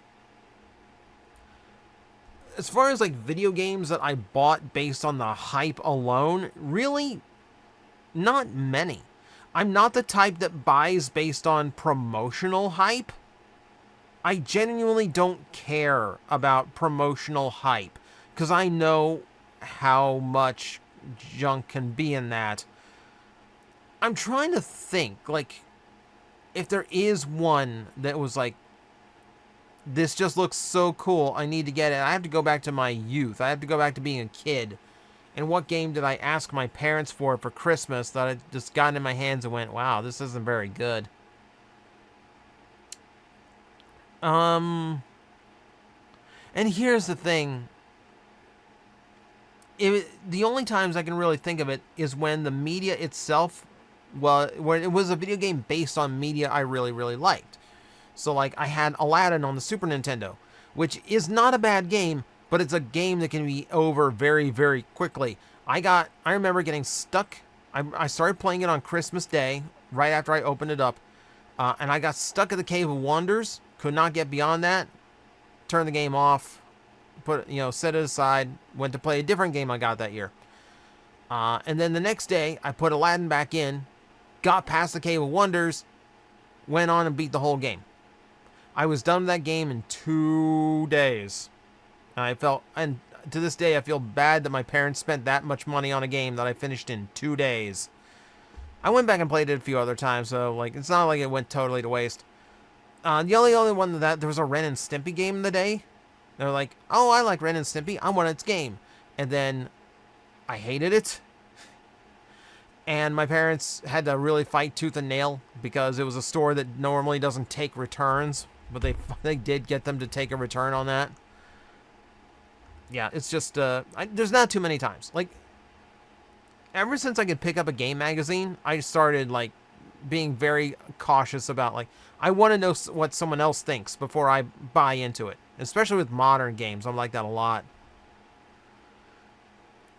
Just because I don't know if you've gone over this before, what are your thoughts on Hotshot as a character? So, if we're talking Armada Hotshot, the concept of the character is that he is this young, promising warrior who has the makings of a future leader, but he's just not mature enough or seasoned enough yet for that to be a thing. And I don't think that's ever conveyed very well in his fiction. He never feels like a character who I think is like, yeah, like I can see this guy being a leader at some point. He just kind of comes across as this annoying kid character. You know, where he just never shows a level of maturity that makes me think, yeah, he could be in charge of something someday. You know, I feel like he's a good concept that's just never conveyed well. That's my thing with Hotshot. Doesn't help that the voice directing and the casting for the voice just makes him really annoying to listen to. But that's just me. I know a lot of people out there grew up on Hotshot. That is your Bumblebee, and I'm not going to take that away from you, but it's not for me. He's just not for me. If RID 2001 and the Unicron trilogy gets more love in Generations, who do you want to get new toys? Cybertron, Landmine, rest of the Autobot Brothers. So, easy answers all around there. Autobot Brothers, yeah, we need an X-Brawn and a Prowl to go with the Sideburn we already have. Hasbro claims that they want to fill gaps in complete teams. Well, there's only one member of that team. Please fill the rest in. We're getting a new Skybite, which is super exciting. Who else? Who else is good? I would love for them to just go back and redo Scourge, because I'm not happy with that Laser Optimus mold, and I hate the color scheme they gave him, because that's not Scourge. That's Nemesis Prime. They're different things. As far as Cybertron, any. I would take any Cybertron character getting a brand new toy. If I want to name the ones high on my list, Sideways, though that's rumored for the next Walmart capsule line. Who else? There's so many. Proper Commander class Optimus Prime, definitely. Who else? We got Cybertron Starscream. Already thrilled about that one. Oof. I'm trying to narrow it down to, like, who do I really want? You know who I really want? Scourge. Let's mention the other Scourge. Because I love the look of that toy. I love the design on it. Man, does it need more articulation. Man, does he need more joints.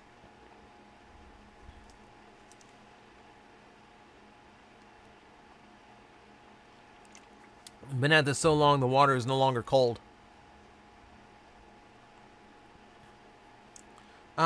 What do you think would be the best way to make an official Delta Magnus, not including the reference from Shattered Glass Magnus? If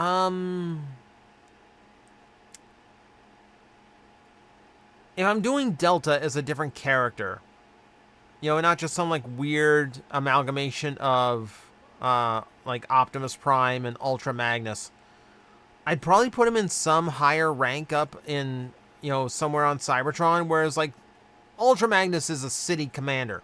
What if City Commander is just a lower rank and there's multiple City Commanders? You know, the same way that we can have Blue Streak and Prowl side by side, you know, and, you know, just share the body type. There's no reason the bigger characters can't do the same. So maybe, like, City Commander is just a, you know, like a different thing that he, you know, different, like, rank. And, like, okay, Magnus is the commander of Autobot City, and then Delta Magnus is the commander of Iacon. You know, just not necessarily like the one in charge of everything, but just like almost like a mayor. Like almost like the role of a mayor. Like that, I think that's how you do it. I think you expand what a city commander is. Least favorite and most favorite size classes. My favorite size class tends to be Voyager. It's like that has the right amount of complexity and size to it that makes me like really happy to mess with a figure. Least favorite, these days it's Leader, because no leaders we get feel like they're worth leader price. You know, it's Voyagers with extra parts. So Leaders like kind of fall into the wayside for me. If we're not including that, maybe Core, because Core is such lost opportunity. I don't think Core was ever handled correctly. Let's see. Since shrinkflation is always causing such a ruckus in the fandom, I personally came up with an idea. Do away with Deluxe Voyager Leader and literally go back to Legends-ish scale. 3 size classes. Smallest would be Legion, middle tier would be something like Core, biggest would be something like a Deluxe. We kind of toyed around with this idea of doing like a micro toy line within Generations, like using Core to make small, affordable versions of popular characters. And then and then like making what would be leader class toys like deluxes and what would be commanders and titans voyagers. I've toyed with that idea, and that would be fun. But downsizing, but like downscaling literally everything, honestly, is a really bad idea. I would rather pay 25 bucks for a smaller deluxe than have the only representation of the character I want to be core class sized. That's not satisfying. That's not a feel good figure. That's a doomed to fail situation. Unfortunately, I don't go with that idea. Yeah, like downsizing everything to the point where it's minuscule, you'd kill the line. I genuinely believe you'd just kill Transformers completely. Especially like you'd never be able to do a triple changer again. And you're talking about doing combiners, and like a lot of those combiners are not going to work the way you think they're going to work. Yeah, you would never be able to. It would never work. If there was an extension on the core Insecticons for G1, why is so many Insecticon questions? Maybe that's the name of this Q&A, Plague of Insecticons. If there was an extension on the core Insecticons from G1, do you think a praying mantis, an earwig, and a moth make good alt modes? Praying mantis, yes. Earwig, Earwig's kind of gross just with the name. Earwig's not my favorite. Oh, I like the ones we came up with before, like Trapjaw, Ant, and Wasp. A moth is not going to be a good alt mode. I almost said butterfly. But they're not going to be good alt modes because the wings are like 80% of the body. Even like an Atlas moth with a big thick body is still mostly wing. And the wings are going to be so thin, you're not going to be able to get a whole lot of function out of them. And they're not going to look right. If you like have to use the wings to make the arms and legs, they're not going to look right and they're not going to articulate well. So I feel like the earwig is a personal preference thing. I wouldn't use it, but the moth is just not a good idea. But I am glad that more people are on board for making a praying mantis Insecticon. I'm absolutely down for that.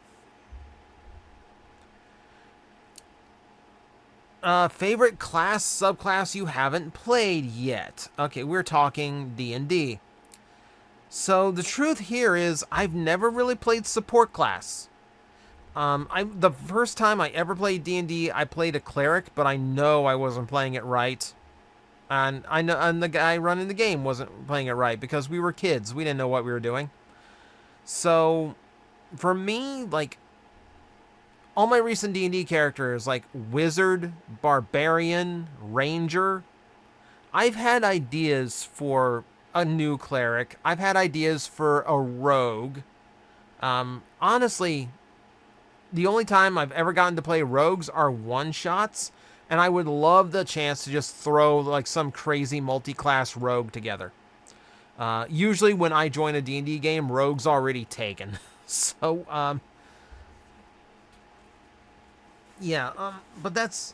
but I've always got different ideas. You know, one of the first D&D character I played for a long time was a druid. But I have an idea for a new druid. Like, I want to do like a wildfire druid that's based on like firehawks. So, like, if you don't know what a firehawk is, it is like, you see it, like, they're in Australia. Let me pull up like a specific name so you can look it up. So, this is really cool. Look up a whistling kite. So the bird itself is fascinating because they tend to prey. If there's a wildfire going on, they tend to prey at the edge of a wildfire because they catch the animals that are running away from the fire. And if they're feeling really desperate, if they really want to flush things out, they will grab burning twigs and leaves, and they will drop them into places that aren't on fire to cause wildfires. So to do an Aarakocra, like a wildfire druid that's based on a whistling kite, I think would be a really fun thing to do. I'm getting to the point where I'm trying to figure out what I'm going to do for the next D&D campaign once Scheduled Conflicts wraps it up. Because we're like level 14 now? You know, and we're taking it to level 20. So we will see. If Power Rangers somehow got a retro game compilation, what games would you like to see on it? So, Power Rangers doesn't have a whole lot of good games. Definitely like the brawlers, like the definitely the beat 'em ups for the Super Nintendo. So you've got like there's like Power Rangers the movie. They did that one. What else? There's Power Rangers the movie. They did like a really early beat 'em up too that was from the same engine. Because the Super Nintendo never got the Green Ranger, which I thought was hysterical. Annoying as a kid, because I had a Super Nintendo. I didn't have a Genesis. Genesis got to have the Green Ranger. So, it'd be those beat-em-up games. It would be the fighting game on the Genesis that did have the Green Ranger. It would be the movie fighting game, because I loved playing as the big hulking Shogun Megazord. And then there's really not that many others besides that. Like, I think that'd be your lot. Like, there's the Zeo racing game, but like, meh. I guess you throw that in. Let's see. Would you consider doing reviews or videos for Kamen Rider shows in the future? Transform made your bread and butter, but I'd be interested you talk more about shows like Ryuki and Agito. If I did, I would do it one episode at a time. Just like me sitting here talking about, like, here's why I think Agito's the best. Here's why Agito's my favorite Kamen Rider series. Here's why Blade's underrated or something like that. Here's why I hate Ryuki. For some of that is, I am lacking the time to watch the full series. So like for Kuga, I wouldn't feel comfortable doing a whole video for Kuga because it's been a long time since I saw it. And to be honest, it was background noise for a lot of those episodes. So I don't remember it very well. I've never finished Ryuki because I think it's boring. I'm still like, I think I stopped Blade like 10 episodes short of finishing it, which is bad of me. Hibiki I've never really sat down for. Fives I've never really sat down for. Saber I hated, so I only got through like 6-7 episodes, and then I just like, no, I can't do this. Can't do this. Revice I didn't get very far. I still need to finish Geats. I have zero interest in Gav. I keep hearing the story's great, but everything about that aesthetically I cannot stand. I'd have a lot of research to do in order to do that. Maybe we might try it out on like some of the series I know really well, your X-Age, your Gaims, your Agitos. We might try that. Just to like, you just sit down and just like, here's why I love Kamen Rider Agito, and we'll see how it does in the algorithm. What if Hasbro, instead of introducing Ultra Magnus as a new character in the 86 movie, they had Ultra Magnus armor be a super mode for Optimus?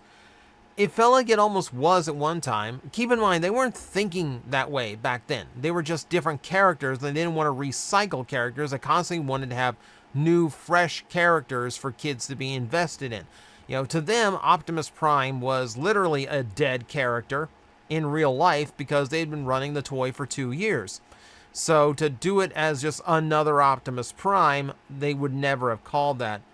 I don't think that makes it very interesting, honestly. I think Ultra Magnus as his own character is way more interesting than just making a super mode for Optimus Prime. Like, that's how Diaclone did it. You know, and that's fine. That's fine, because Diaclone, you know, wasn't running like a major fiction behind it. It was just selling transforming toys. So, yeah, I'm not really confident in that one. I'm not sure if that one would actually work. Also, if that's what happened, like, Megatron probably wouldn't have killed him because he's super powered now. What's your favorite G2 Grimlock? I had the blue one. Actually, like, what do I mean had? I still have my G2 blue Grimlock. I never saw the silver one, never saw the teal one. So, yeah, I go with the default, the blue. How likely do you think is the Quintus Prime has something to do with the Quintessons.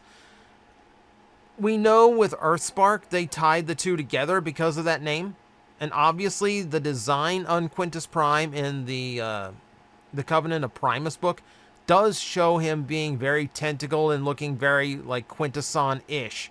So yeah, like he probably is the source of the Quintessons. Like depending, like if the primes are like the origin of the fiction, then yeah, the Quints would have had to come from somewhere. Like I'm still trying to like figure out how do you like quantify Quintessons created Transformers and 13 primes were the first ones. It's not an easy nut to crack. I feel like there's a way to do it, but I'm not sure what it is. But for now, yeah, like if the 13 primes are how Transformers got their origins, then yeah, the Quintessons definitely came from Quintus. What new theme or gimmick would you like to see in a future Kamen Rider season? I think I've gotten this question a few times. I can never think of anything. I wouldn't mind them being keys and lock-based. I think I've given that answer before, but I'll repeat it because it's an easy one. Gokaiger got to do keys. So Kamen Rider really hasn't done, like, key-based stuff. I just happen to like transforming... I just happen to like keys myself. As a kid, I used to collect keys. Just, like, loose keys that I would find, just, I don't know, thinking about it now, I don't even remember how I got so many random keys. People usually need keys for things, and I just kind of, like, swept them up. I have no idea whatever happened to that. I used to just have, like, a little box of keys that I just took around, like, ever. I have no idea whatever happened to it. Like, I don't even remember losing it. I remember one of the keys was to like the back door of a local arcade, and in my head it was like, I'm gonna grow up and I'm gonna go to this arcade and I'm gonna sneak in when it's closed. That didn't happen. We moved out. We moved away from that town long before that happened. If you could pick only one of these to be released, who would you pick? Animated Omega Supreme, Beast Machines Botanica, Animated Slipstream, Monstructor, or Animated Wasp? My gut instinct there, I'm going to upset people no matter what. My gut instinct there would be Botanica. I like how unique she is. I think she is a positive to Beast Machines, because she does add something completely new to the Transformer mythos. Animated Omega Supreme is a very close second, though. Like, if we still got Giant Titans, I would not be surprised if he's close on the list. But for me, like, if I had to have just one, Botanica has been waiting for a toy a lot longer than Animated Omega. Do you think we'll ever be officially licensed merch of Badassatron? Probably not, because kids. It's a kids franchise. Same reason none of the Skids and Mudflap toys said, "Suck my popsicle." Do you think Solus Prime can be redone into the Mistress of Flame? I mean, absolutely. If there's a retool in mind, it probably is Mistress of Flame. I don't know if you could call her that on the box, because that's a weird name to market as a toy for kids. But, because keep in mind, it is still a kids line, much as we like to believe it's not. But yeah, you could absolutely do that. My only grievance with that would be that as a deluxe, she's a little bit small to be the Mistress of Flame. Like, maybe in a, like, Tigatron situation, where you take that mold, make it a Voyager, now she can be the Mistress of Flame.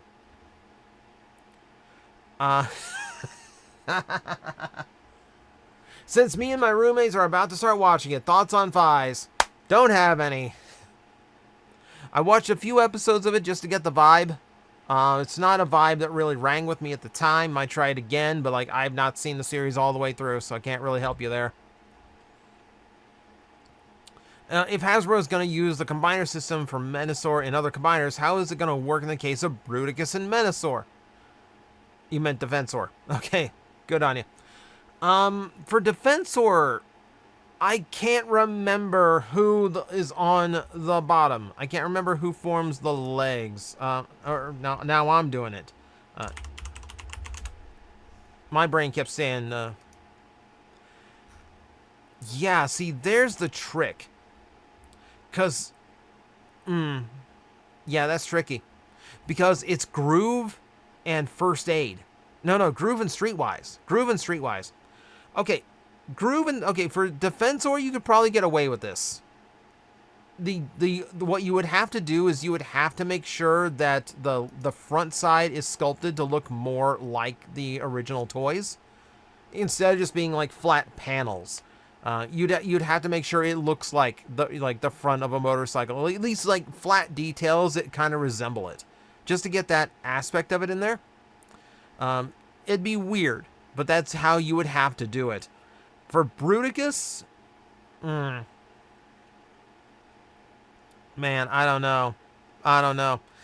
We know they figured it out because we know there is a Bruticus on the way, so we will just wait and see. We might have a different skeleton.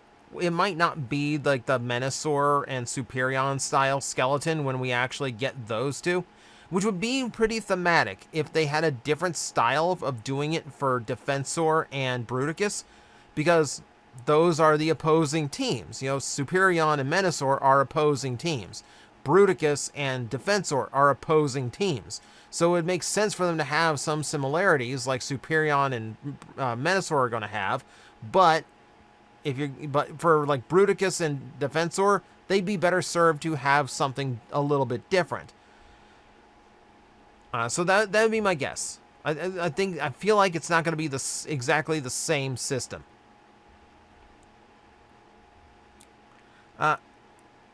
Since Death Battle was going to make Optimus Primal versus Mega Man X, how long would it have taken for Primal to get annihilated? So, that is the thing. It makes sense as like the future alternate versions of these like major robot characters. That makes sense. This is where I really wish I had kept in touch with the Death Battle guys. Talked to them twice, interviewed them twice. Great guys. Primal versus Mega Man X, you could not have asked for a better source of info on this one. You really couldn't. It wouldn't take long. It really would not take long. So, there's a size difference here. Because, you know, if they go for, like, the most powerful forms of these characters, they might actually let Optimus have his optimal Optimus body. But that means Mega Man X would have ultimate armor. Which is devastatingly powerful. Keep in mind, a lot of this would come down to firepower. Mega Man has a lot more. Not only but the fact that he has his weapons, but also he has no ammo limit. Optimus would eventually run low on ammo. Characters in Beast Wars did run low on ammo from time to time. So there is that. Yeah, I feel like X would absolutely take that eventually. I think that's a given. I'd give Primal maybe like 3 minutes. 13 hour, yeah. Mage, yeah, you made it in just under the wire. Let's see, will TJ ever run a scheduled conflicts one-shot? I wouldn't mind it, but I have very little DMing experience, so I don't know if I would let Gob trust me with his stream. Though I have run one-shots before. And I would love to run a particular one-shot with Gob there, because I ran it with our usual D&D group, but he wasn't there that day. So I need to run it with him. Who's an actor you think could do justice to both Prime and Megs? Scott McNeil or Steve Bloom could do it. Steve Bloom, perhaps. I mean, I really think David Kaye just absolutely nails it between Beast Wars and animated. I'm not up enough on my voice actors. I mean, I like Scott, but I don't think he would work for that role. I don't think he would work as an Optimus Prime. Maybe a Megatron. But I don't think he would work for Optimus. Yeah, I'm having a hard time. I don't know VAs like I used to. So I can't really give you like a definitive, like, oh yeah, this wouldn't work both ways. Opinion on Gojuger picks. I love the look. I've seen the individual mechs. They look incredible. If the rumor about the like combination system is correct, that sounds really, really fun as a toy. I love the suit designs. Like completely opposed to Boon Boonger. Like, I love Gojuger's designs. Like, I'm going to be trying a Sentai out for the first time in forever. What do you think of a Maximo that turns into a capybara? See, that sounds like it's right out of Beast Wars Neo. One of the more oddball animals that really doesn't have much of a stance in a fight, but, you know, it's a cute little thing that you can make into a robot. I mean, I'm down for just about any added cast to the Beast Wars. Like, they don't get expanded on like G1 does. Have you or will you pre-order the official Owl House Funko Pops? I had them pre-ordered before Amazon even had them properly listed. Like, the only way you could get, like, there was some like weird backdoor way where they weren't coming up in, like, I remember finding them somehow where they weren't coming up in search, but I could still get to them. Or like the official links weren't working, but I could still like backdoor into them. I don't know how I did it, but I had them pre-ordered before they officially launched. Yes, I will immediately show support for any official Owl House merch because that show deserved way more love than Disney gave it. How would you feel if Takara started doing Masterpiece Unicron Trilogy stuff and the very first character is Galaxy Convoy, Cybertron, Optimus Prime? Like, just money. Just take the money. Just take the money. Here. Like, that's one of those situations where I'm like, here, Takara, here's my PayPal info. Here's my login. You just transfer whatever you want to transfer for that, and I will not blame you. I will not complain. Who, in your opinion, do you believe is the best modern mini-bot starting from the War for Cybertron trilogy? Say mine are 86B and Legacy United Gears. 86B is really impressive. So is Gears. Like, I really, really like Gears as well. I feel like they've gotten better. You know, like, Huffer was good, but not tremendously good. Like, I feel like he's just, like, kind of like middle of the road these days. I'm looking over the shelves now. Like, yeah, Gears is a standout. Cosmos, I think, is really well done. Even like Brawn, like they've done a really good job on those deluxe mini-bots. I still disagree with them being deluxe, but you know what? They made for some pretty good toys, so I will give them that. What Bakhan TFCC story would you like to see revisited a la Shattered Glass? Yours go to Masters of Mayhem. I think the one I keep going toward is Dawn of Futures Past. I think going for like a whole set of Beast Wars characters when they were still in their Cybertronian forms was genius. And using the Cybertron toys that have like futuristic looks to them, again, really, really smart. You know, I think it's one of the best sets they ever came up with.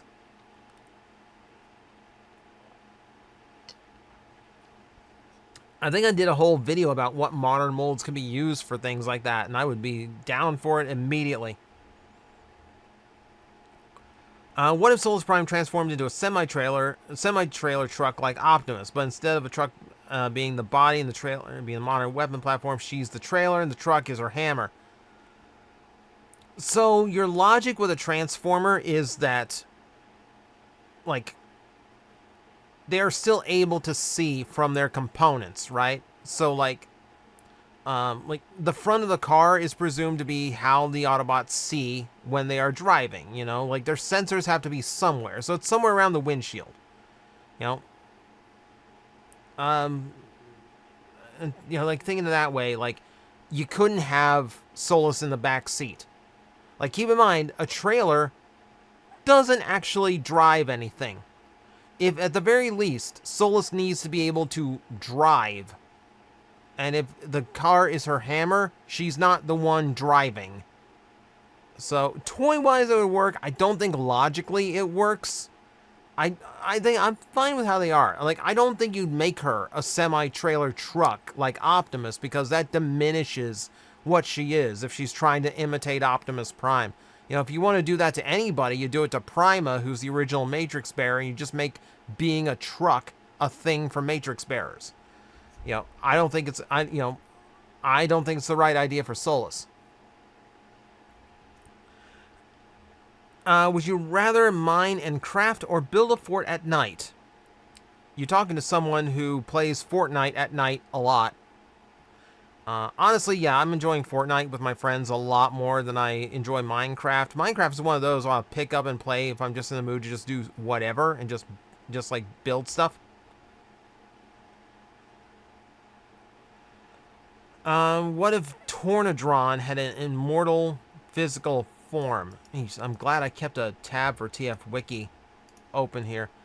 I believe you're talking... Yeah, okay, it's misspelled. Okay, I thought I was thinking something else. Yeah, the energy creature that was supposedly Unicron's successor, or better.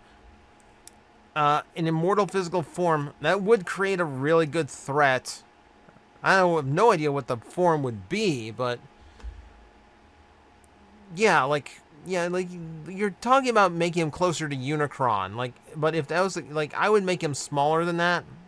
I would make him something like more of like a mid-level, like somewhere between a Megatron and a Unicron on threat level. Like somewhere right in the middle. Who would win in a fight, G1 or Bay versus Optimus? G1, Optimus, easily. For starters, G1 Transformers just seem to be able to take way bigger pounding than a lot of the movie characters. Movie Transformers get holes blown in them on a single shot. They get arms ripped off. One of the biggest grievances I have with the Bayverse era of movies is that the Transformers are all so fragile. Like, they get beaten up and ripped up like they're made of paper. And it's just like, how were you fighting a war for so long if you were all so breakable? But also, like, Bayverse Optimus is really strong in a fight, but tactically, he's just not really, like, shown himself to be a tactical leader. G1 Prime is a tactical leader, on top of being powerful. You know, he might not be doing nearly as many flashy moves, but, you know, in a fight, the one with the tactics is going to win over the one with superior force. You know, it's outsmarting and outmaneuvering your enemy that ultimately beats an enemy, you know, in a major fight. Yeah, G1. Easily G1. If you could get Hasbro to go back and redo an entire toy line, what would it be? I mean, besides titanium? Okay, if they go back and give us 2 Series 86 accuracy treatment and media, I mean, that's easy. I mean, yeah, like, I agree with you. It's Cybertron because, yeah, like, it's my favorite toy line. I want everything from Cybertron redone eventually. What if the Ark and the Nemesis aren't the only ships that left Cybertron and didn't take a pause when both ships crashed on Earth and the Autobots and the Insecticons board? So that concept has kind of been explored in some Transformer shows and some comic books. So, like, in IDW, we had a whole bunch of, oh, geez, I can't even remember what it's called right now. They had colony ships. They had colony ships that went to other planets or just, like, lived amongst the big Titan they flew off the planet on. And they had Transformer civilization in completely different parts of the galaxy. They eventually made their way back to Cybertron. You know, that was that whole story. So we've kind of been there. And obviously even in G1 that happened because we had the occasional characters like Sandstorm, like DevCon, who were off Cybertron, but, you know, they got to these other places somehow. So yeah, like, there's absolutely room for that. Like, there's good storytelling potential there. That's how Botanica happened. Botanica was a completely different exploration ship that happened to come back to Cybertron during the virus crisis. There's a few other examples too. Cybertron did something similar. So yeah, there's story potential there. What's your opinion on Play School Go bots? Personally, I really like them. So we did Cheetor. We did the Cheetor for Toy-Sember. And yeah, it's a fun little toy. It's just a fun, cute little desktop toy. Granted, I've never really owned any others. So it's hard for me to say, like, what else I would want. But Yeah, it's a fun it's a fun little cutesy line. There's nothing wrong with it. If there's one Mega Man cross Transformers crossover toy, what would you want it to be?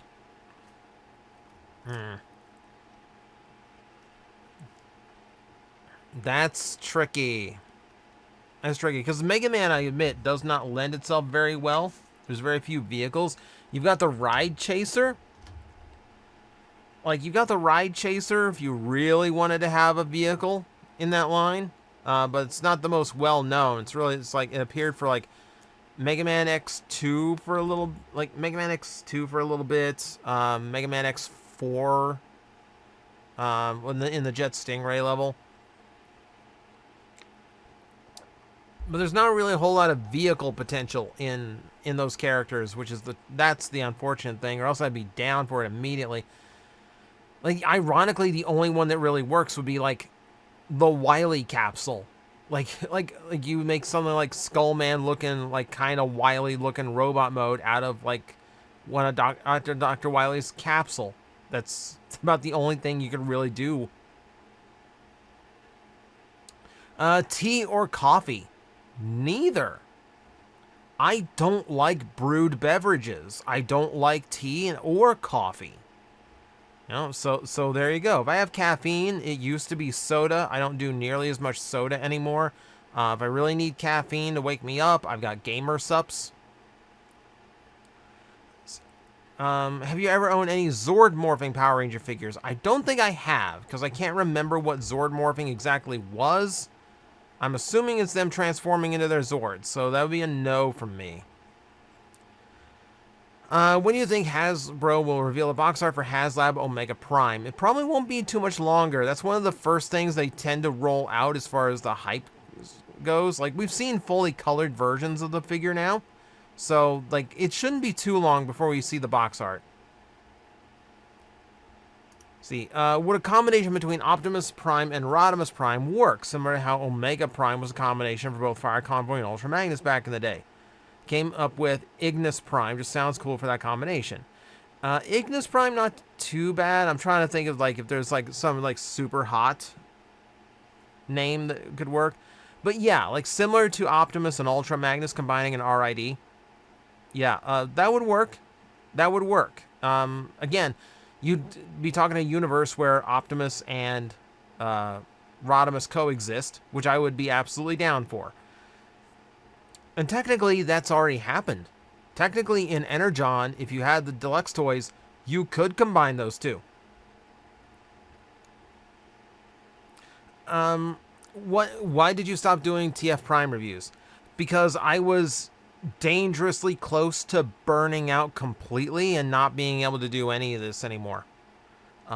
Just having to keep up a 2-a-day schedule for so long, like coming off of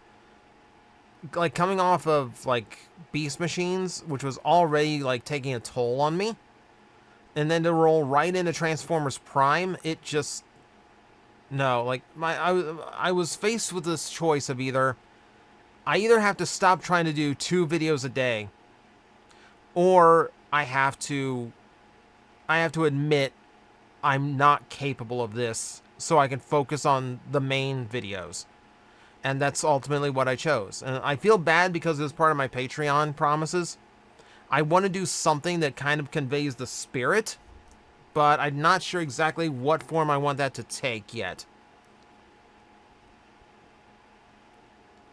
So that's really what it comes down to. Like, if I hadn't stopped, I would have hit burnout so bad that I really would not want to touch this channel again. And I told you, like, if I let up, if I stop doing what I'm doing, that's it. And, so I really wanted to avoid doing that. Which, honestly, I don't even think I'm going to hold to that anymore. The last 3 years have been way too successful for me to stop for any reason. Will there be a way for Hasbro Takara to release well-made in-scale human minifigures? So, at one time I would have said no because they're just way too small. Like the level of sculpt and detail you need, that's just extreme to do for Transformers. But I have bought Diaclone since then. I bought Diaclone reboot toys, and the little pilot figures they come with are articulated, painted, and detailed. And yeah, they are very, very small. So it might actually be possible. Does it make me a bad fan if I don't enjoy G1 as much as other TF series? Absolutely not. I know a lot of people who don't like the original G1 series. They see it as a 22-minute toy commercial. And you know what? That opinion is not incorrect. I'm a big proponent of, is there an aspect of it you like? Congratulations, you're a fan. You're not, as long as you're not being toxic about the fact that you don't enjoy G1 as much as other series, as long as you're not going off to yuck someone's yums, there, you're fine. You're fine. As long as you're just enjoying it the way you want to enjoy it, and you're not hurting anybody else's enjoyment, you're fine. You're a good fan. Welcome. Recently occurred to me that Megatron taking his name from Megatronus Prime kind of parallels Beast Wars Megatron taking his own name from G1 Megatron. Do you think it's possible this character, Beast Wars Megatron, has sort of influenced modern versions of Megatron? I mean, absolutely. Beast Wars Megatron in general has influenced other Megatrons. Hang on. Adjusting again. I don't know if it's by naming convention, because Megatronus only exists in certain G1 fictions. Like Cyberverse Megatron has no Megatronus, so like that's not a thing. Maybe there is, because because McAdam is actually Amalgamous in that series. So forget what I just said. Bad example.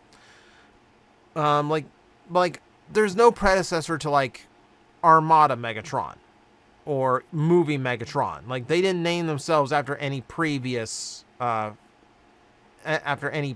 character. So it's a limited thing. It's a limited thing. We haven't heard of any Megatrons outside of like alternate G1 fiction that have said like, yeah, I named myself after like the equivalent of Lucifer. Because of something you said, if someone makes a donation on Ko-fi as high as your highest tier on Patreon, does that person get to request a video? I hadn't thought about that. See, I don't want to go through the avenue of, like, Patreon is technically the way to do this, but, like, you know what? You know what? I'm going to say yes, because you can send a message along on Ko-fi. So if you want to make a request there, I just didn't want to feel like I'm selling my reviews. I wanted it to act more as a thank you, because if you sign up on Patreon and I get to your request, if I complete it, then you're free to ask for another request. For as long as you are, a member on the Patreon. So, yeah, I mean, and then, I want to, geez, like 2025, I really need to figure out other things to do with the Patreon so I can make it better. Let's see, okay, so yeah, don't double up on Patreon, if you want more than one request, always wait until I've done your video before making a second one, and then just wait for Patreon to re-up. Don't cancel and do it again just because you want another request immediately. I would say yes if someone does pitch in 15 on Ko-fi, or Ko-fi, whichever one you pronounce it as. Yeah, I will honor a request sent in that way, but it is a one-time. It is a one-at-a-time thing.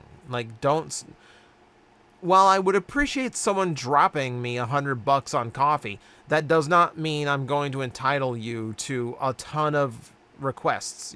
Make it one at a time, just so you don't inundate me or anything, or push anybody out, because now oh, I got to devote an entire week to what this person wants. What are your thoughts on Boom Studio Power Rangers Prime comic book, and will you be reading it? I have not touched on the Prime books.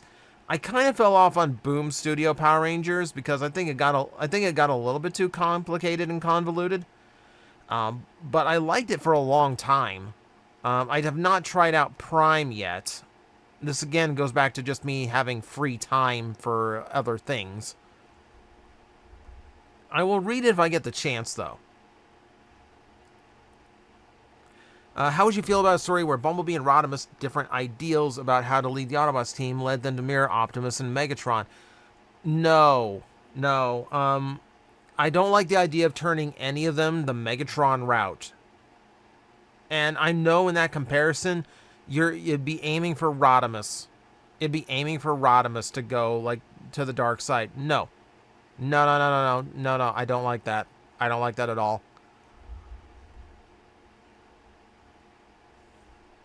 See, will you do any Hello Carbot reviews? I don't have a whole lot of Hello Carbot.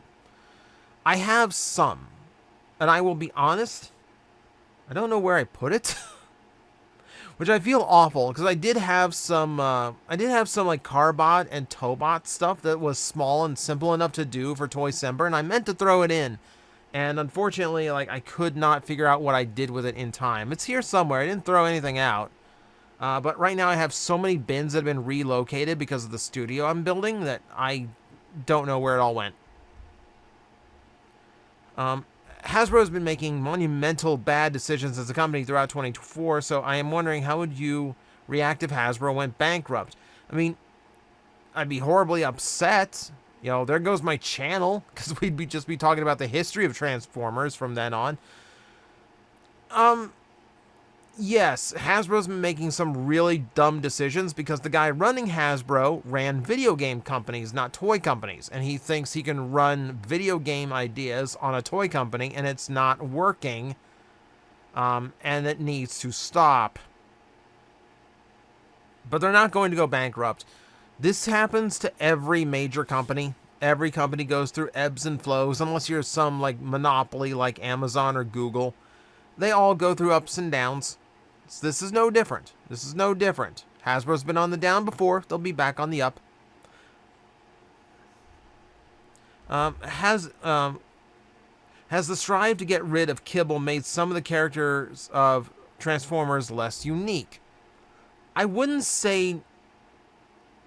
Same with moving it all to the back. I would say no.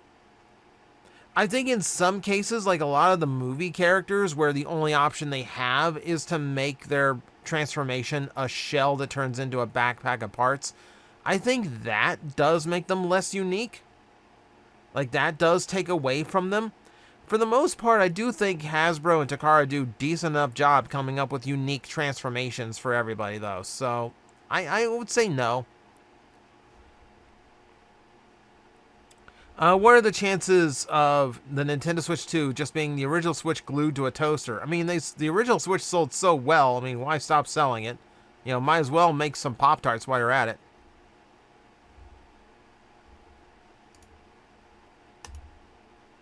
What are, let's see, what animals would you be, what animal would you be, a shark or a polar bear? Probably a shark. I know, shark, cooler animal. Girlfriend really likes great white. I'm a hammerhead shark person, so there's that.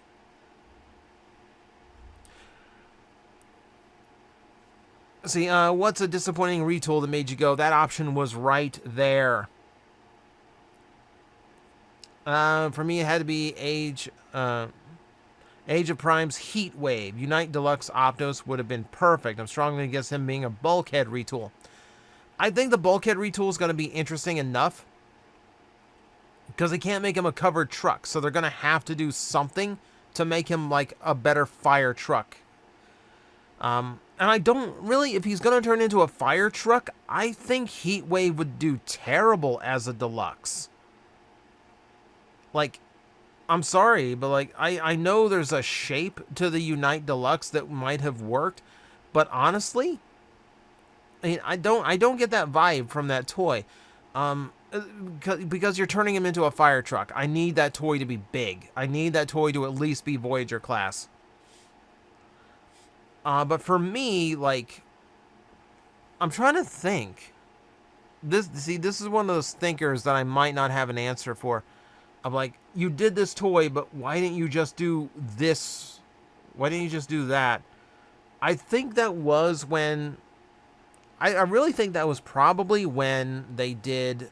it was Takara. It was Takara that did this.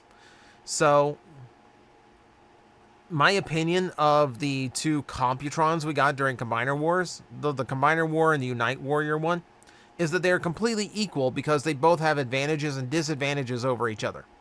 That said, I feel like if Takara had used the better car mold for Lightspeed, because Hasbro used the dead end mold, which was good, and Takara used the breakdown mold, which was bad. And I feel like if Takara had picked the better car toy, I feel like that one would have the advantage. So that was the other, like, why didn't you just do that? Why didn't you just do that? And by the same token, Hasbro had the chance to do the same thing Takara did, make Nose Cone out of Rook, a really good mold, and they went and used Brawl, a really bad mold. So like I said, advantages and disadvantages over each other.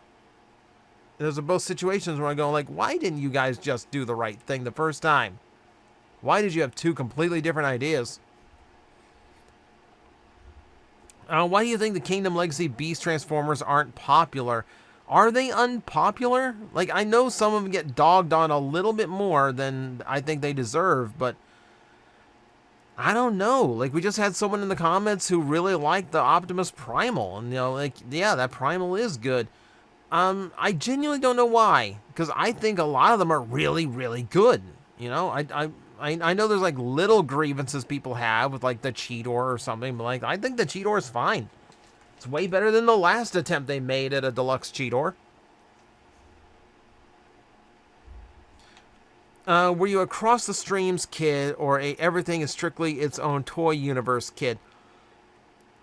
I think I was a little bit of both. Because, like, I can remember, like, picking up my Hot Wheels and, like, standing them up on their bumper and saying that they were in robot mode now. But, like, I don't think I ever played with my Transformers and my Ninja Turtles together. I might have played with my He-Man and Ninja Turtles together. Maybe. That's going back a long way. I think I think my Thundercats and He-Mans might have gotten into fights now that I think about it. Is it possible Rodimus Prime Hot Wheels track fleet? Absolutely. I mean, just to be a bigger vehicle, track fleet is usually for, like, trucks with trailers. And remember, Rodimus Prime is not a truck with a trailer. He's a Winnebago, which is kind of like a car with a big trailer attached to it. So it's a bit of a difference. It's a bit of a difference, but I don't know. Maybe. Do you believe that Hasbro Transformer figures are inferior to third-party ones? I think any comparison you make between Hasbro-produced toys and third-party toys is incredibly dumb. Because you are comparing a toy that needs to be sold at mass retail, produced in the hundreds of thousands, and still be within a budget that lets it be profitable, you know, and still be produced at the right sizes and everything, versus a third-party toy that basically has an unlimited budget to do whatever it wants to be good. I feel like the people who just, like, champion third-party, like, okay, congratulations, you're paying, like, 10 times the amount for the same characters, but good on you, I'm glad you're enjoying your thing. But the idea that, like, oh, I'm not buying Hasbro because they just make crap. Like, look at this. This is so much better. I'm like, yes, you paid 5 times as much because that didn't need that didn't have a budget requirement the way that the Hasbro one did. I hate that comparison. I hate when people make those comparisons because it's so ridiculously unfair. But that said, I mean, on a technical level, yeah, most Hasbro ones are inferior to third-party ones because, they don't, because they didn't have 10 times the budget. But it really depends on the third-party toy, because I've had some really unpleasant third-party experiences because the toys were just very, very overcomplicated, very poorly thought out. Third-party is all about dead accurate. Like some third-party toys are all about like dead accuracy. And like to the point where like it's just not fun to mess with that toy anymore. I have the Masterpiece 2.0 Skywarp that I got for last Christmas, and I also have a what was it? It's the third party Slipstream that they used like the thrust mold from. I think that's Make Toys, I want to say. I would rather transform the Skywarp than the Slipstream. I did not like how that Slipstream went together.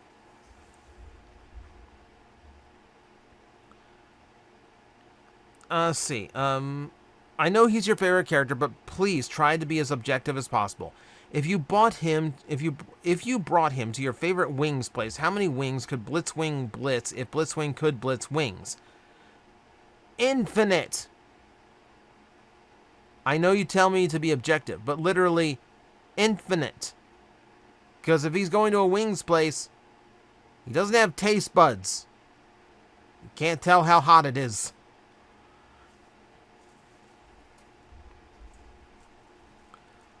See,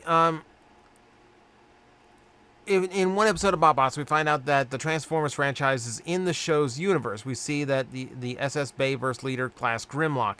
Now, what would happen if we later on see a group of BotBots that are Transformers toys? That's a funny idea. That's a funny idea, actually. So yeah, like it's Age of the Primes. It's like it's studio. It's like Grimlock from Age of Extinction, but it turns into a completely different character, probably with a pun for a name, because that's just the alt mode he took. That would be amusing. That'd be a funny way of doing things. I feel like BotBots got close when they did the Autobot symbol. I feel like that's as close as they actually got.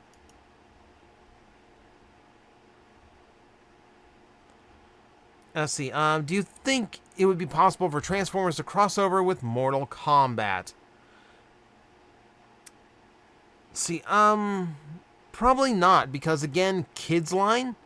How do you you can convey a Mortal Kombat character, but you couldn't make them feel correct as a Mortal Kombat character, because the toys could not be depicted as like violent or bloody.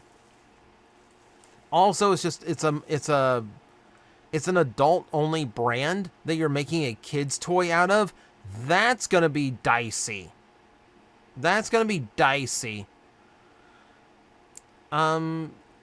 Like back in the day, you could get away with it because Mortal Kombat was like cartoonishly violent. Now these days, it's like photorealistic and like no. I think you're a peak as a YouTuber with chair reviews. Keep it up. Yeah. Yeah. DX Racer. Very, very nice chair. I'm glad you appreciate the chair reviews. I've only done 2, and the new one is funny. So if you haven't watched it, go watch it. I'm very happy with how it turned out. If you could make more daily videos about other things than Transformers, what would it be? Probably cover a lot of the other stuff I really like. We would do Mega Man, we would do Kamen Rider, we would do Power Rangers. Though I can get away with Power Rangers. Power Rangers, actually, the algorithm doesn't punish me for. But we would do video games. In general, we would do video games. That one, that's another one. Man, my voice is really giving out right now. I believe we are almost done. But yeah, it'd most likely be gaming content. I would love to talk about the games that I really like. That's why I say like one of the things I would love to do is a Mega Man retrospective. But I know it would die a death. I tried to do a movie review for Sonic 3, and it didn't do nearly as well as any of my other videos. I found out a lot of people didn't even realize I did a spoiler-free review. A lot of it, like, they only saw, like, the spoiler one, which is weird. Thank you, YouTube, for completely burying it, even from my people who are subscribed with the notification bell on. Let's see, have you seen Hell of a Boss? If so, do you like it? Well, let's see. If I look over here, I currently have the YouTubes for Blitz, Luna, Millie and Moxie, Stolas, and who ended up being my my favorite character, Fizzarali. Yeah, I like Hell of a Boss. I like Hell of a Boss a lot.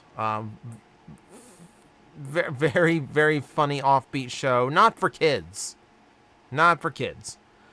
I actually, as a joke, I almost reviewed a handful of those for Toycember because I thought it would have been hysterical for, like, the PG YouTuber to actually be talking about, like, Hell of a Boss stuff.